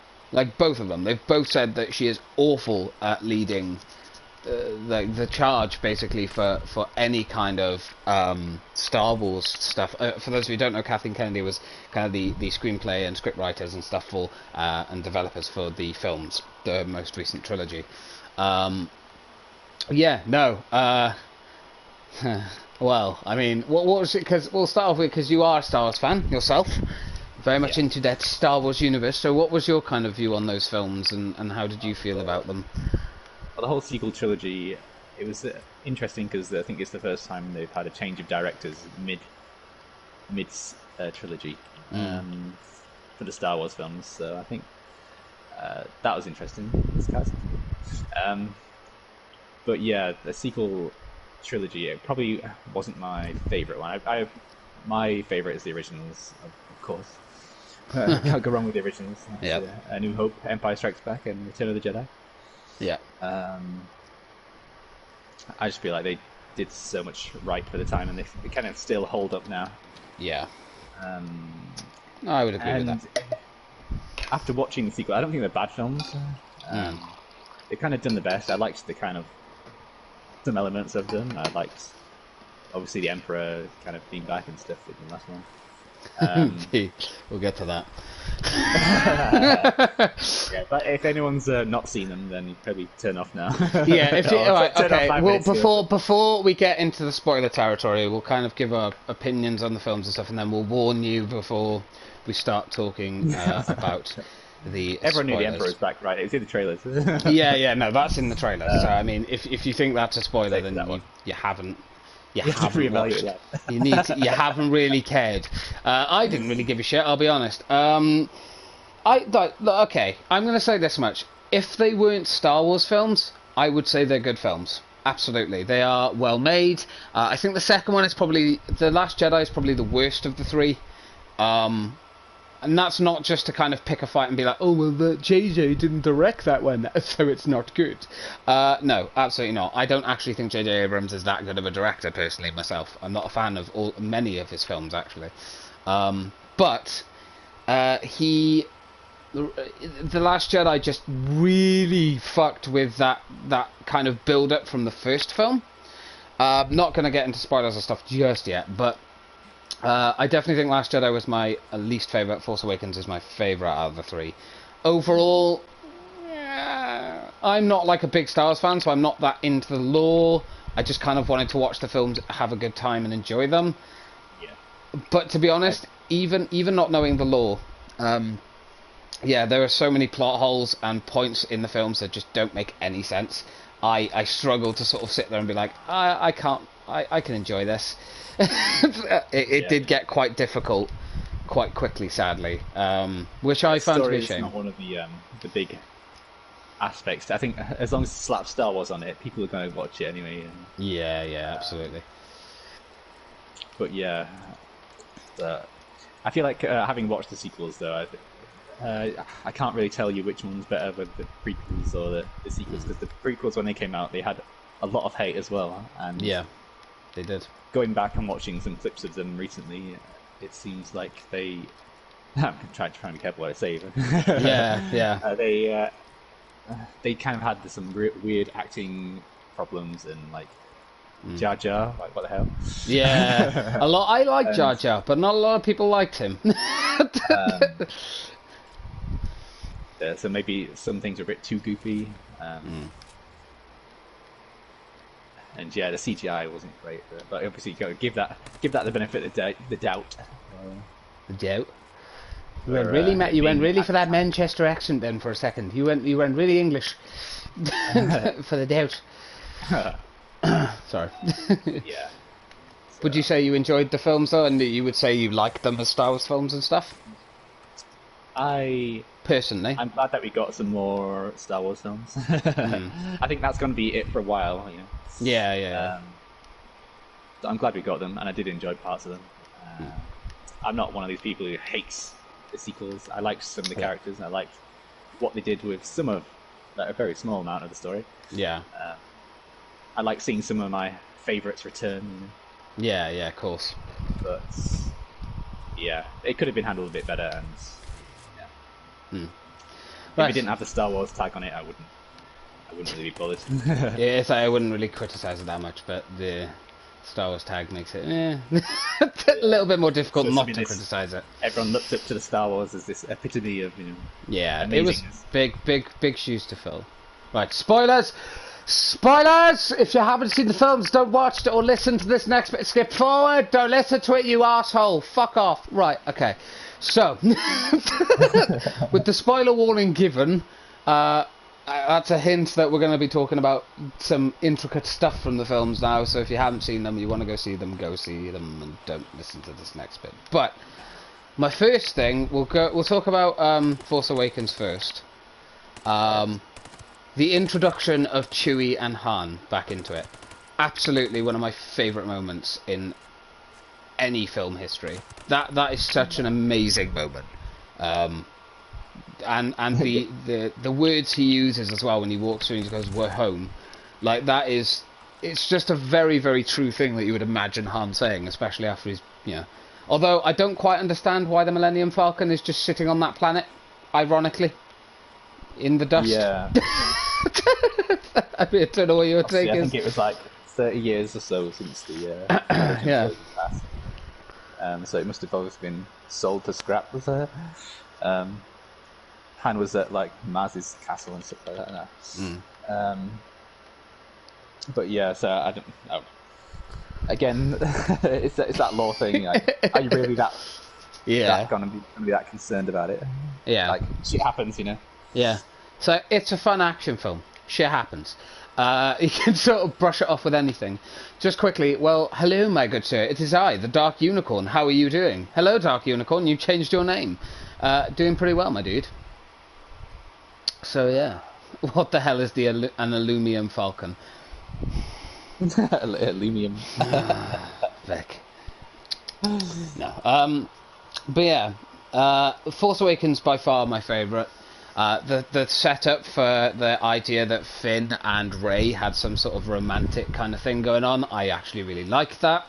It made me invested in their characters a hell of a lot more. Like a lot more than it once was. Yeah. It's something when I watched The Last Jedi, I learned to appreciate more of The Force Awakens, and I haven't actually Yeah, no, absolutely. Yeah. I think we'll get onto The Last Jedi in a sec, but that fucked up a lot of really, really good setups that were there ready for it. But yeah, no, Force Awakens by far was very, very good. The way they dealt with the death of Han Solo I was going to say, he was like, "Oh, it's such a brilliant moment, introduction of Han and Chewie." Yeah, it was such an impactful moment. And it was something that really, defined Kylo as whether he was going to follow his father's footsteps, and become Ben Solo, or if he was going to, kind of turn more to the dark side. And I think that was kind of his turning point. Passed the torch over to Rey with the Falcon as well. Yeah, no, absolutely. So he's like the big father figure. This is I'm the original trilogy. Now you can be the sequel. Yes, exactly. I definitely think they did a really good job with Force Awakens. Personally, I think it's a very, very good film. I think JJ did a good job at directing it. I think the actors did okay. I do kind of think Daisy's a bit of a screaming, whining little bitch through each and every film. I don't think they did Rey much justice, and as the films go on, as we'll discuss, she just gets a lot worse. Same as Kylo. In the Force Awakens, both these characters are very strong characters that are the pinnacle of what's they are. The story, you can tell, is building up to something around those two connecting. And the Force Awakens, the Force Awakens did an absolute cracking job of setting that up. Out of 10, I'd give the Force Awakens about an 8 or a 9. Very, very high praise.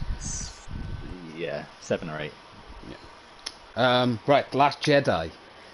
Ah, Jesus. 5. Jesus fucking Christ. Let's start with the scores. Where do I fucking start with it? What, 2? The Last Jedi was fucking atrocious. Even for someone that doesn't follow the laws, at least for me, right? Let me get this straight. Everyone has their own fucking opinion, right? Okay, if you don't agree with mine, that's fine, whatever. I don't care. But don't be a whiny little bitch and shout off in the comments, you didn't like the film, you don't get it. I don't care, right? You've universally agreed that Last Jedi isn't. Yeah. But I know some people might agree, but... yeah, no. Name and shame. But no, I think this is interesting. I think it's good to get that kind of conversation going. Just to quickly answer, Plague X, have you played COD? I own the newest COD, and it's shit. Sorry to disappoint you. That's one viewer lost there. But it broke my heart when I played that game. The campaign's good, multiplayer is meh, and then Warzone is just complete shit. But then so's every fucking battle royale game. Personally, in my opinion, I apologise if if I've upset you. Don't apologise. Please don't hate me. But yeah, no. I stand by that comment. Fucking battle royales suck. But yeah, no. Last Jedi. What was your kind of when you watched it? What was kind of your view and take on it as a Star Wars fan? With a bunch of friends who are way more into the originals. And they didn't like it. I found in moments I liked in it. I thought it was generally too long as a film, and I thought it was all over the place, jumbled. Yeah. Lacking direction. Definitely. There were parts I liked. The whole Snoke battle scene and stuff, that was good. And Snoke as a character, not great either. Yeah. A lot of the visual imagery I liked as well, like Crate, that place with the red kind of misty smoke thing. The Salt Planet. That's really cool. I found the any kind of Star Wars setting is always pretty cool for me. Yeah. But I could agree. Yeah, story was very jumbled. Yeah, you could definitely tell 2 directors had worked on that film. Yeah, and Snoke was not a good payoff from the first film. It's like setting everything up in the first film and not paying it enough respect. In the second and third one. No, absolutely. I could agree with you on the settings. The Red Planet was absolutely gorgeous. It was a very clever way as well of making the film come across as more violent and gruesome. Because there was no blood. Obviously, Star Wars is known for not knowing, for not having blood, that kind of thing. But when they skid on the planet and seeing that red mist and stuff, it gives it that very sort of push to a more adult, I guess, kind of setting. It's just kind of like a unique kind of setting you wouldn't really think of. Something, especially for Star Wars. They've done well with adding it to the Star Wars universe. Yeah. I've got to give some praise where it's due. Yeah. Look, I will happily hold my hands up and say that the setting and the places in that film are John good. Williams' music as well, so also can't be faulted. The music and the setting, that is about all I liked in that film. Some of the imagery. Kylo... Jesus, I mean... Oh, go on, you were about to say your thing. Go on. I was going to talk about Phasma, but you might as well talk about... No, go on. Actually, that is something that I want to discuss, so actually, yeah, go on. Go for it. Phasma was in the film for about 5 minutes. After the kind of build-up of the first one, you would expect this great battle between officer and recruit, Across kind of... all these films, she has a total of about 5 minutes screen time. Yeah. All 3 films, 5 minutes. She was like an icon for like feminism and stuff like that. She was so underused, I would rather reuse a condom. Like, she was criminally underused. She could have been such a fierce and scary character. Like, the setup for her in the first one, the idea that she was kind of... Because, alright, according to JJ, he had a completely different idea of what he wanted for The Last Jedi. As we will find out with the return of... Or the rise of Skywalker. But, I mean... Jesus, it was... I almost thought they'd bring Phasma back for the third one, because, she's fell down the garbage chute, she's fell down a ferry. Yeah, she's fell down everything, and I'm not being funny. Clearly the fucking, Emperor survived worse. So, But yeah, no, Last Jedi was criminally disappointing. Kylo just became a screaming baby for the film. Yeah. Same as Rey. Snoke And was what the not hell did scary. he do to Luke as well? Oh, Jesus Christ. The fact he threw his saber... Actually, and this is true, Mark Hamill disagreed with that. He did not want that scene in the film. He didn't want Luke to throw away that lightsaber. He thought it was stupid and ridiculous. That's why any scene you see Mark Hamill in The Last Jedi, he looks fucking miserable. He's not happy on that set. He is not happy. Yeah. Yeah. Just drinking the green milk, he turned into like kind of weird. Yeah. He had the Sarah Connor treatment. Yeah, no, yeah, literally, they basically took a character and basically just went, we'll have you back in here just because you're well known. You're an old crazy fool now. Yeah, which I think is just fucking stupid. They could have done so much, and again, I'm not a huge lore nut of Star Wars, but they could have done so much more with Luke. So my friends he could have been. I watched that with, they were offended at what they did to Luke because he's obviously the main character of the originals. I like the idea of him going away, leaving because he has kind of given up on the Force, because he has no more connection to it. He can't understand it. He can't quite get his head around it. I get that. That is a very good setup for him. How he acts, his attitude, the fact that Rey went straight to the dark side. How the fuck would he know that? How would he know that? He's not connected to the Force. It's already been said. That's just the first of many fucking trivial bullshit things that are thrown in this film. It doesn't make sense. Yeah. Yeah. What do you think about? Oh yeah, I think you already said about Kylo. Kylo. He just got worse as well. I know JJ tried to fix him and Rey in The Rise of Skywalker, and like I said, we'll get to that, but he didn't. Fucking such a piss poor scene. No, I mean, why? It doesn't make sense. Like, he suddenly, he agreed with Rey, so he sided with her. They defeated Snoke, and then what? He's still evil. No, I think it's like that whole wanting more power. He wanted to be the supreme leader. Yeah, but he doesn't come across like that. He comes across like a fucking know-it-all. Like a child that thinks they know it all. And it's like, okay, I could see him turning on Snoke to gain more power, but it makes no sense why he's kept Rey alive. At all. He wants her to work with him. Okay. Why? He has no reason to. And the say, because like, he loves her.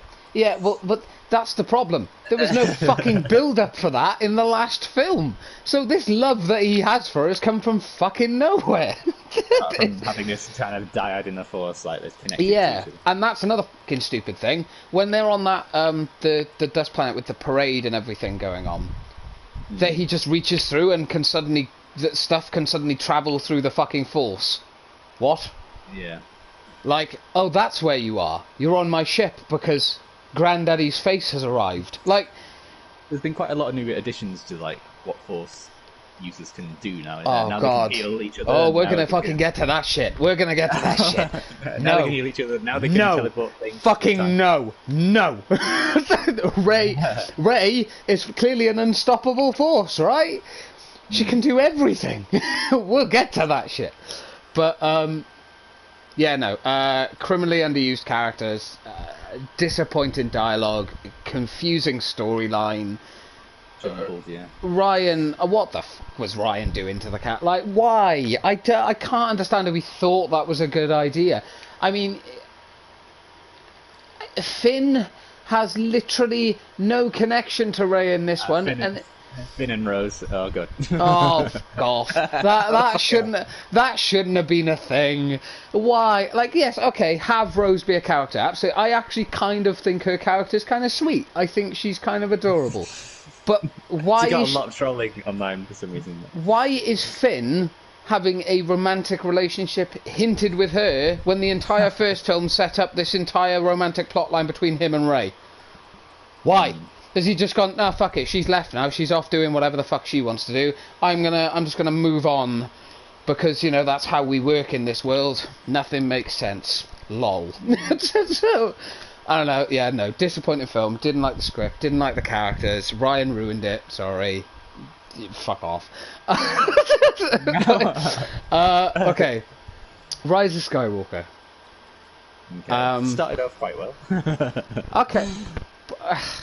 JJ fixing the helmet for Kylo Ren. The fact that that even had to be done is disgraceful. I definitely think they tried to set Kylo Ren up to be basically from the first film to be the new Darth Vader. Yeah. There was He was no meant kind of to be sense of villainy from him, really. Yeah, no. He was so back and forth all the time. And then even worse in this film, him and Rey.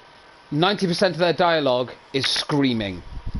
And Jesus Christ, does it get jarring quickly. Like, I'll be honest, I think halfway through this film, I ended up just going on my phone and my laptop. I couldn't be arsed anymore. I did watch it to the end.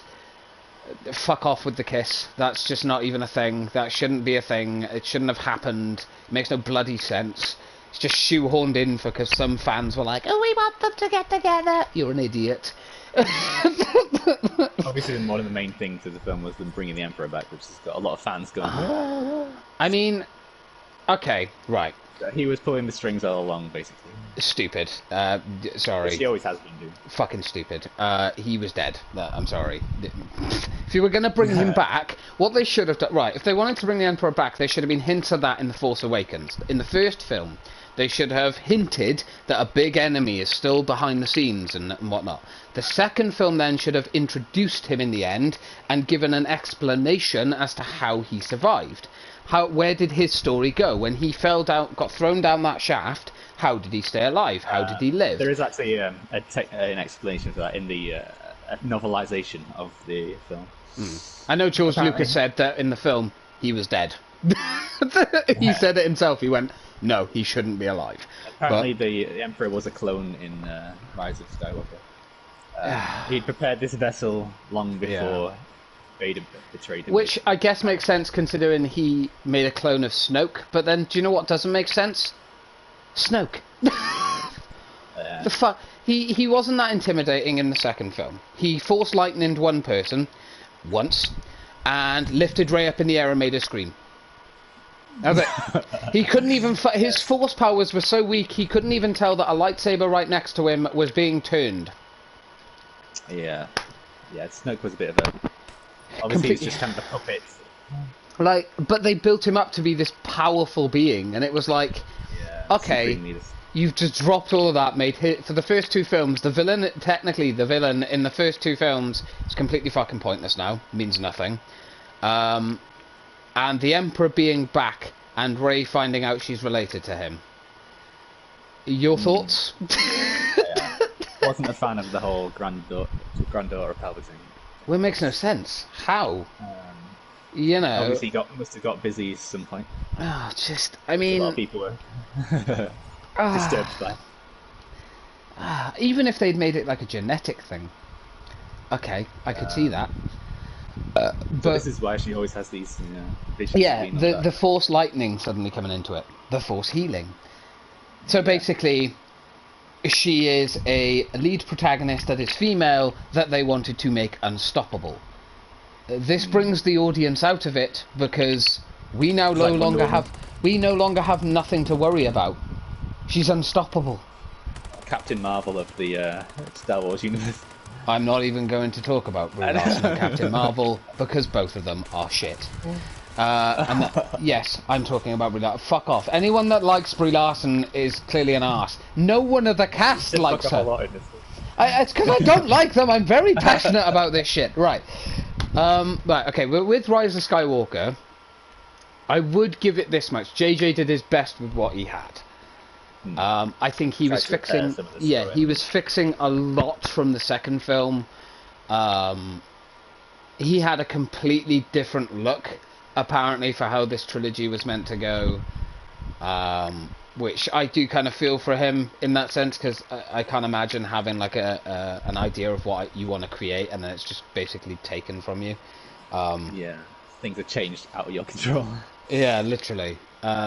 Apparently Kylo Ren wasn't meant to be a screaming little whingy bitch. He was actually meant to be a very intimidating force. I would have loved to have seen that. I think it would have been a great new enemy to kind of have for the characters. But yeah, unfortunately we didn't. No Vader. No. Instead, we got a whiny little bitch baby that literally could have killed Rey multiple times. That's the problem I have.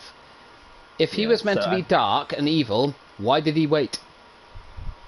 Because they had this forced connection. It's complete and obviously, bollocks. in the end, it turns out they wanted to revive each other and kiss. Oh, that fucking kiss, man. I mean, I know that's one of the most controversial points of that that entire film. I know a lot of people were quite pissed off by that kiss, and I'm not even a huge fan of like the material and stuff. But Jesus, I can understand why. It seemed like such a waste. Like again, I wasn't a fan of it. Finn was made a comical idiot through these entire films. His relationship films. with Rose that they tried to build up in the second one is completely gone. Yeah, and exactly. Then they tried to kind of hint at the Rey thing again, but he didn't end up saying it or something. Yeah, no. Yeah, it's like, I've got something to tell you. We fell through the... And, no, I'm not going to lie. That was the moment I stopped caring about the film. When I heard, I've got something to tell you, I went, oh, don't you fucking dare. Don't you dare. Never mind. Don't you fucking dare. Never mind. Oh, goth. Some people are speculating he's a Force user as well. So. Well, that's what they hinted at in the first one as well, wasn't it? When he wielded the lightsaber. And, okay, he wasn't very good with it, and he got his ass kicked. But he tried, and to be fair, he held his own for a set amount of time. And I think that was something that JJ actually pointed out. He said the original idea was to have Rey, be the lead, but then have this other character, Finn. It made more sense if Finn and Rey had died in the Force. Yeah, exactly. Connection, that's why... Finn would have turned from the Stormtrooper and felt this connection. Yeah, no, absolutely, and I think that was completely wasted, which is a massive shame because there was so much. Finn not being a supreme leader of a villainous, complete opposite of what Rey is. Yeah, I just don't get it. And then Luke, right? Okay, what was your view on Luke in this film? Because obviously he is different. He was a Force ghost. Yeah. Because obviously they tried to make him the whole Yoda, master, bringing the ship out of the water and stuff. Callback. Did you like? He's no Yoda. Did you like the low blow that JJ had at Ryan in it when Luke admitted he was wrong? Basically, making the second film completely bollocks for Luke. Everything about him in that film, and obviously they shoehorned the lightsaber grab. Yeah, they made Luke more of what he was supposed to be in this film, rather than which is a shame. Idiot. He should have been that in the Last Jedi. So much potential. I think that's what's so frustrating about this trilogy is that there was so much potential that the world is that oyster with Star Wars. Yeah. Absolutely, and it was just completely thrown out the window. Basically, they just went. Thank God for the TV series and Mandalorians. Maybe they can correct some of the stuff. Right, yeah. Let's go on to something nicer. First rate. What would you rate the third film out of 10? 7. 7, so, really?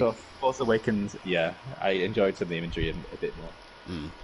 And, okay, fair enough. I give Force Awakens 8, and then Last Jedi 5, and then Rise of Skywalker's 10. Okay, so I give Force Awakens an 8. I give Last Jedi as a 2, and that's because I'm being generous. And then I would say The Rise of Skywalker could have 4. It's still not great. The visuals are really lovely. The music is really good. I appreciate that JJ tried to fix some of the stuff, but it doesn't work. So, but yes, on to The Mandalorian. Now I still have 6 episodes to watch. I'm still not watch them. I'm going to kick myself up the arse and watch them tonight, but definitely a very, very enjoyable. It's they're quite short episodes, and it's enough, isn't it? Yeah, it's definitely enjoyable. What was your kind of view on it? I know obviously spoilers and stuff are a bit harder with this one. Yeah, I've watched the whole thing. I really enjoyed all of it. Basically, I think there's a bit of a lull at some point, but it gets back soon enough. I mean, you can't. They've got to focus on world building and stuff. For some of it. So, it was kind of like a short, sweet kind of, I don't know how to describe it. It's a snippet into a better Star Wars that we haven't seen recently. Yeah. I'm glad they have said they are going to do a second season. Oh yeah, apparently there's So all sorts of rumours about that. it has apparently been confirmed now as well that a second season will be in the works once all this pandemic is over and people can go back to living their life and stuff. Yeah, no, I absolutely love it. So far, it's been absolutely astonishing. Characters are really well built. Yeah, no, absolutely. The guy that plays the Mandalorian, Pedro Pascal, I think. yeah, absolutely, very, very good, very, very charming. He works very well in the role, even though he always has a helmet. But I think that's kind of. You've only seen 2 episodes. Yeah, I think it works. I think it really works. And Baby Yoda is the most adorable thing that I've ever seen. So, yeah. Now you know why all the hype was about Baby Yoda. Yeah, no, I get it. Yeah, no, very, very good, very enjoyable. He steals the scene every time he's in it. I should say. Yeah, it doesn't have a gender. Brilliant, absolutely brilliant. I'm really, really loving it so far. So, unfortunately, not much we can say on that, but we'll talk about that more next week. I will get the series finished so we can actually really dive into that one. Yeah. Next week. Defo. Wow, we've been going quite a while. I think we've not covered that much because we talked so much about the lockdown was a big part of this one. Anything else in films and TV? I know X-Plague, you asked if we've seen Extraction. Yep. Seen it? Very good film. Yeah, go back and watch our last podcast. We talked about it. We're on there. Just to give a brief overview, I guess. Fun, lots of action. Chris Hemsworth is really good. Good brain turn offer. Very good brain turn offer. So, yeah, absolutely enjoyable. Loved the film. Very, very good. My favourite line is "Piss off, slaps kid." Yeah, brilliant.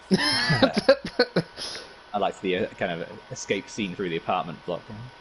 And the one take, one kind of like it's done in 12 shots apparently, but that scene that looks like one take, insane. Yeah, very, very good, very well done.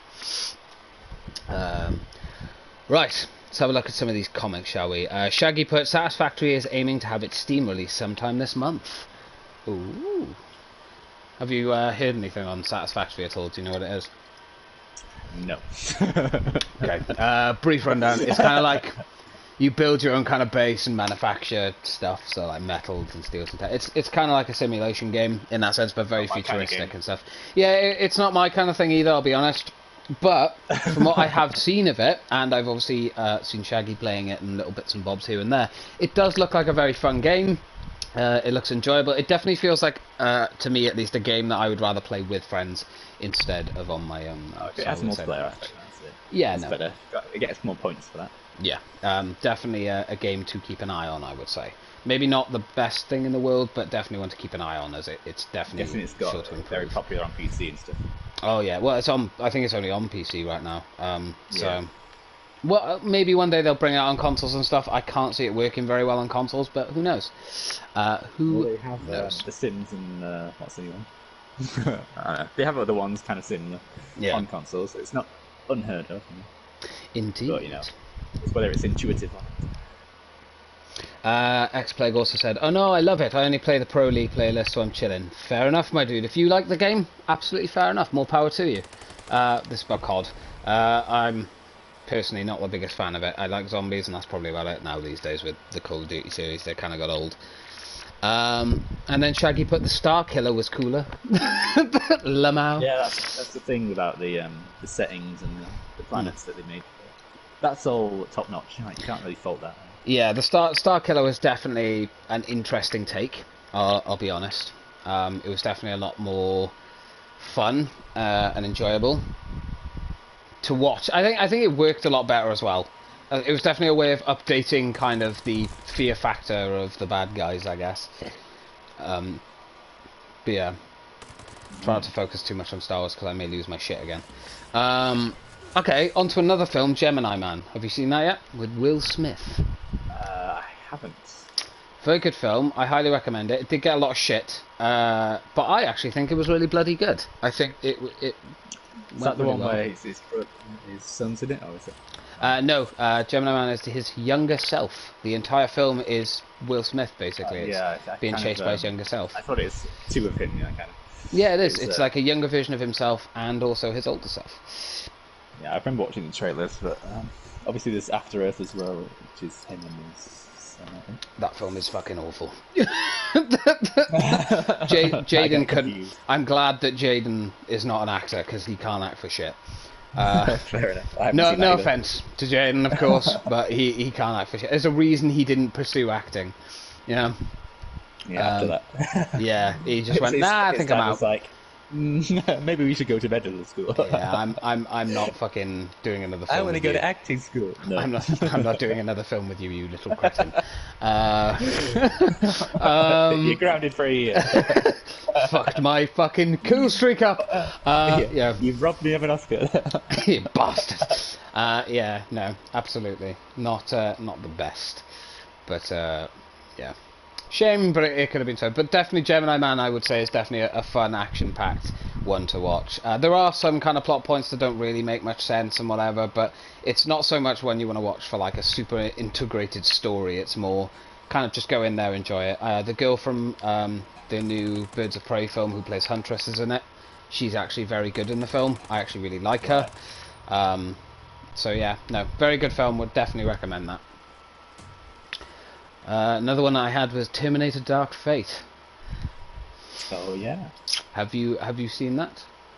I have, yes. Yeah. What was your take on it? Out of curiosity.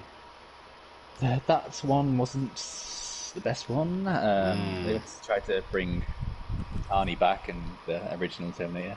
I don't really like what they've done with the story, kind of similar kind of thing to Star Wars.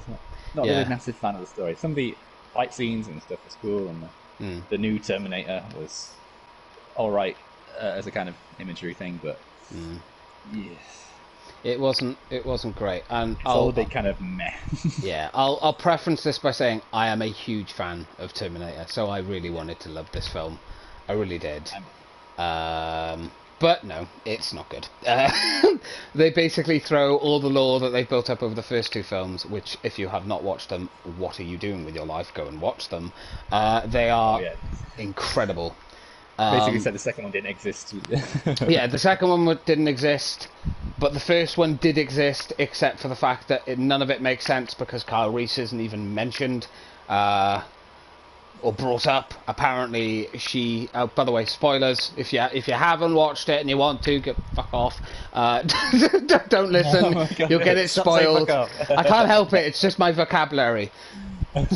Swearing's a bad vocabulary. It's a bad vocabulary. Oh, that is tripe. That's poppycock. Yeah, no. Definitely had a good idea. I liked the idea that they killed John Connor from the beginning because I think that's an interesting. I actually thought that was an interesting take on it. You know, they could have done a lot with that. You know, I thought it started off well with the whole like time, go back in time kind of thing, and then it's like, oh, that never happened. Oh, what? Yeah. Well, I liked that for a little bit, and then after about 5 minutes. I absolutely hated every second of it. If you're watching it as just an action film, you'll probably have a great time with it. You won't understand any of the references or the characters or the reasoning behind stuff, but you'll have a good time with the action scenes. The female-led Terminator, well, not Terminator, technically she's just an advanced human. She was... I'll be honest. Yeah, I'll be honest. Can't emote for shit. She was worse than Kristen Stewart in Twilight. I think bad casting choice. I've seen that actress and some of the stuff she's done. I guess she's supposed to be kind of wooden and stuff because she's like a humanoid thing. But she's not. She's human, isn't she? They even said it. She even said it herself. She's like, "No, I'm human." She says it all the time. She's like, "I'm not Terminator." Arnie was human as well. Oh God, that don't even. Like, I don't know. I have a wife now. she is a good actress, right? She was in Blade Runner 2049. She did The Martian with Matt Damon. Yeah. You know, she was in What If, An Awkward Moment. She's done some fantastic films.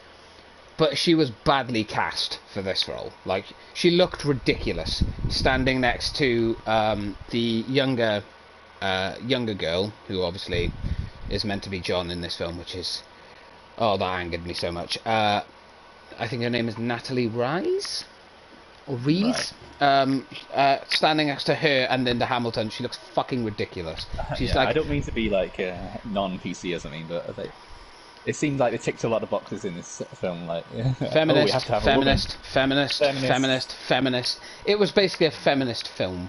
Or, what I don't even like that word anymore, because just call it equality. That's what it fucking is. It doesn't need to be called feminist, because in itself, calling it feminism is more female. It's not equal. Stupid. Seem like, we have to have everything different now, Yeah, exactly. Turn everything on its head. Don't get me wrong, a female lead thing can be absolutely astonishing. I have seen many films with lead females that I absolutely love and think are absolutely Alien, brilliant. But yeah, no, exactly. I mean, Christ, Alien is a classic. But yeah, no, Terminator Dark Fate seemed to miss the mark on what makes Terminator so special. Like, for instance, Arnie's Terminator suddenly getting a conscience. Well, that makes no sense, because he had the same chip when he shot John. So technically, since Skynet isn't even a thing in this film, it's now Legion. He accomplished his mission, like, he suddenly has a conscience. Shouldn't he be broken? Because Skynet's no longer around, so his circuit board shouldn't work. Why? Like, that's already one big thing. This Legion bullshit as well. My God. Oh, it's now Legion. Oh, wait, she's not going to birth the child. She is John. Hold on, wait. So you're telling me you got rid of Skynet. That's gone because John was killed. Whatever. So now Legion's a thing, and she's suddenly... So what, if she gets killed, are they just going to make a brand new Resistance and a brand new fucking, robot species? I don't even know. It's like beating a dead horse to it now. Yeah, it's like, I think they should probably just let the Terminator franchise lay to rest. Don't do another one. Let it die. I think even Linda Hamilton and Arnold Schwarzenegger said themselves, after like all the press stuff was over and their contracts were up, even they said themselves they were not impressed with this film. And they were disappointed by it. What the hell did they do to Sarah Connor? Right, okay, I'm going to say this now. Linda Hamilton, badass motherfucker. Like, Jesus Christ, she is badass. It looks a bit fucking ridiculous when she's walking along with an automatic shotgun at her age. Not saying that someone of her age cannot. Right, let me get this straight. I am not saying that someone of her age cannot be badass, right? At all. Not at all. What I am saying is there is a certain way to do it. And they did it fucking horribly in this. Oh Christ, don't even get me started on when she went, I'll be back. Fuck off. Fuck off. Fuck off. Like that is an iconic line. What I wanted to do to her. And she was just like, I'll be back. It was like she was saying, I'll be back in a moment, don't mind me. It's like, oh, come on, why? There was so much potential. He's basically turned into alcoholic Terminator. Yeah, well, I will say this much. I did have a little bit of like a butterfly stomach and kind of happiness seeing Linda Hamilton and Arnold on the same screen. But then after after like about a second of nostalgia, it hit home that this is not going to be the same film. Because things rely on these days too much. I think nostalgia is carry the whole thing. Absolutely, yeah. And having older actors who are from that franchise from the past come back. Who have no interest in it anymore. Yeah. I'm not being funny. Arnold has had multiple heart surgeries. He did not look in shape or happy to be there. I know he's a Terminator, but he didn't even act. He was still the best part of the film. He looked like, this is the thing. He was the best part of the film, yet he looked tired, bored, and like he didn't want to be there. It was probably got a very handsome paycheck for this. Oh Christ, yeah! Can you imagine?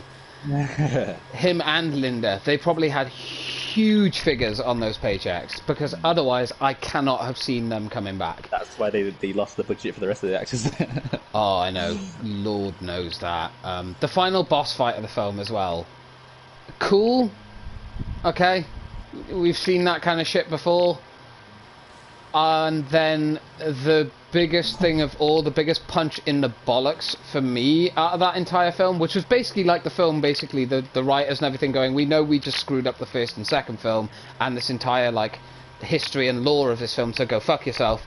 The final two words that Arnold says before his Terminator gets destroyed: for John. Poor John. I'm not even going to say it, but you know what I want to say.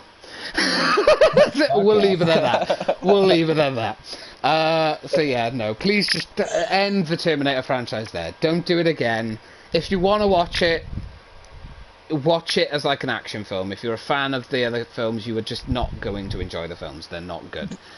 And Terminator Genesis. Terminator Genesis had more fucking heart than this film. And that film was disgraceful. Nothing against it as well, didn't it? Yeah, nothing against the actors in Terminator Genesis. Again, they did the best with what they had, but that, oh Christ, just no. Dark Fate was not good, and it shouldn't have been a thing that was greenlit at all. Yeah, you got to milk the cash cow. Yeah, no, ridiculous, absolutely ridiculous. But yeah, no. Yeah. Anything films from the chat? Yeah, anything you guys want us to talk about? We'll give it 5 minutes. So if there's anything you guys want us to talk about, chime off in the comments and the chat. Just let us go nuts. If you've got anything you want us to put our 2 cents on, let us know. And again, coffee is now 2 hours old. Oh god, I've drunk all my tea. I really need to pee. Drunk all my tea, drunk my glass of water. Still dehydrated. It's so warm, like it's mad. I don't know why it's so. I think in my house, it's fucking ridiculous. The upstairs is like about 10 degrees hotter than downstairs. Your PlayStation contributes to that, I think. Oh yeah, no, absolutely. It's well, just you like, can hear I'm gonna warm up your house in the background. You don't need central heating. You just need to play a intense game on your PlayStation. Yeah, mad. Robin said, "Well, I'm heading off to have dinner, so I have to leave you guys." That's fine, Robert. We're done now anyway. Like I said, we're gonna have 5 minutes to let people give us suggestions to talk about stuff if you want to. But if not, that's fine. Yes, goodbye, Robin. But thank you for tuning in. Yeah, thank you. It's always fun. Glad. I hope people have enjoyed this one. It's definitely been a longer one. This is probably the longest one we've done, actually. Yeah. Definitely exactly 2 hours long for the actual podcast, and then we had the 10-minute opening. So the longest one that we've done, but fun. I think we had a lot to talk about in regards to lockdown this time, so that kind of helped us. There'll be a lot to talk about next week, isn't it? Oh yeah, no, absolutely, especially with Boris Johnson's obviously his thing I'm looking forward to having seen how he messes up tonight. Yeah, 7 p.m. Vic asked, "Where's my soul?" You don't have one. You don't have one. You never did. It's fine. I say that all the time. I'm sure you've got one somewhere. Yeah, she has got a soul. She just pretends she doesn't. She's just on vacation at the moment. She's got a heart of gold, that girl. How's the quiz coming along? Yeah. Well, I think she's done it. Yeah, I think she has actually done it. Because obviously she had the other quiz, didn't she? Can I get one? You have one. Stop it. Yeah. No. Any other things that you wanted to discuss at all? No. I need to get off. Christ, this has gone on too long. Says no. But my body is telling me no. My body's telling me yes. Baby, I don't want to hurt nobody. I bought a Wildland Millionaire. Nice. I bought a new vehicle. To spare anyone of James' singing, I think we'll end it soon. Yes. But yeah, thank you to anyone that has been listening to this on Spotify. It's always appreciated. Thank you very much for doing so. Thank you to anyone that watched live, and thank you obviously to Sean for joining in. Jack the Ripper was a woman. I'll tell you what, in the next one, we'll talk about some conspiracies and stuff. I'll look up into some things and maybe we'll talk about a few. That'll be fun. Yeah, might be something new to interject into it. But yeah, hope you guys enjoyed. Thank you again for watching. Thank you to Vic for being a part of the stream. Thank you to Shaggy. Thank you to X-Plague for joining us as well. Thank you. Nice to see you again. It's been a while since you've been in. Thank you to Robin for being a part of it while you were in here. And the biggest part to anyone else that was not in the chat but did watch. Thank you very, very much. And thank you very much to Sean for joining me for this. Thank you, Sean. Yeah, hope you guys enjoyed. Thank you for watching, and we will catch you next Sunday for the next podcast episode. So yeah, and it'd be good. Hopefully, there might be a stream during the week. I'm not sure yet. We'll see. But yeah, catch you guys soon, and thank you again. Catch you later. Bye bye.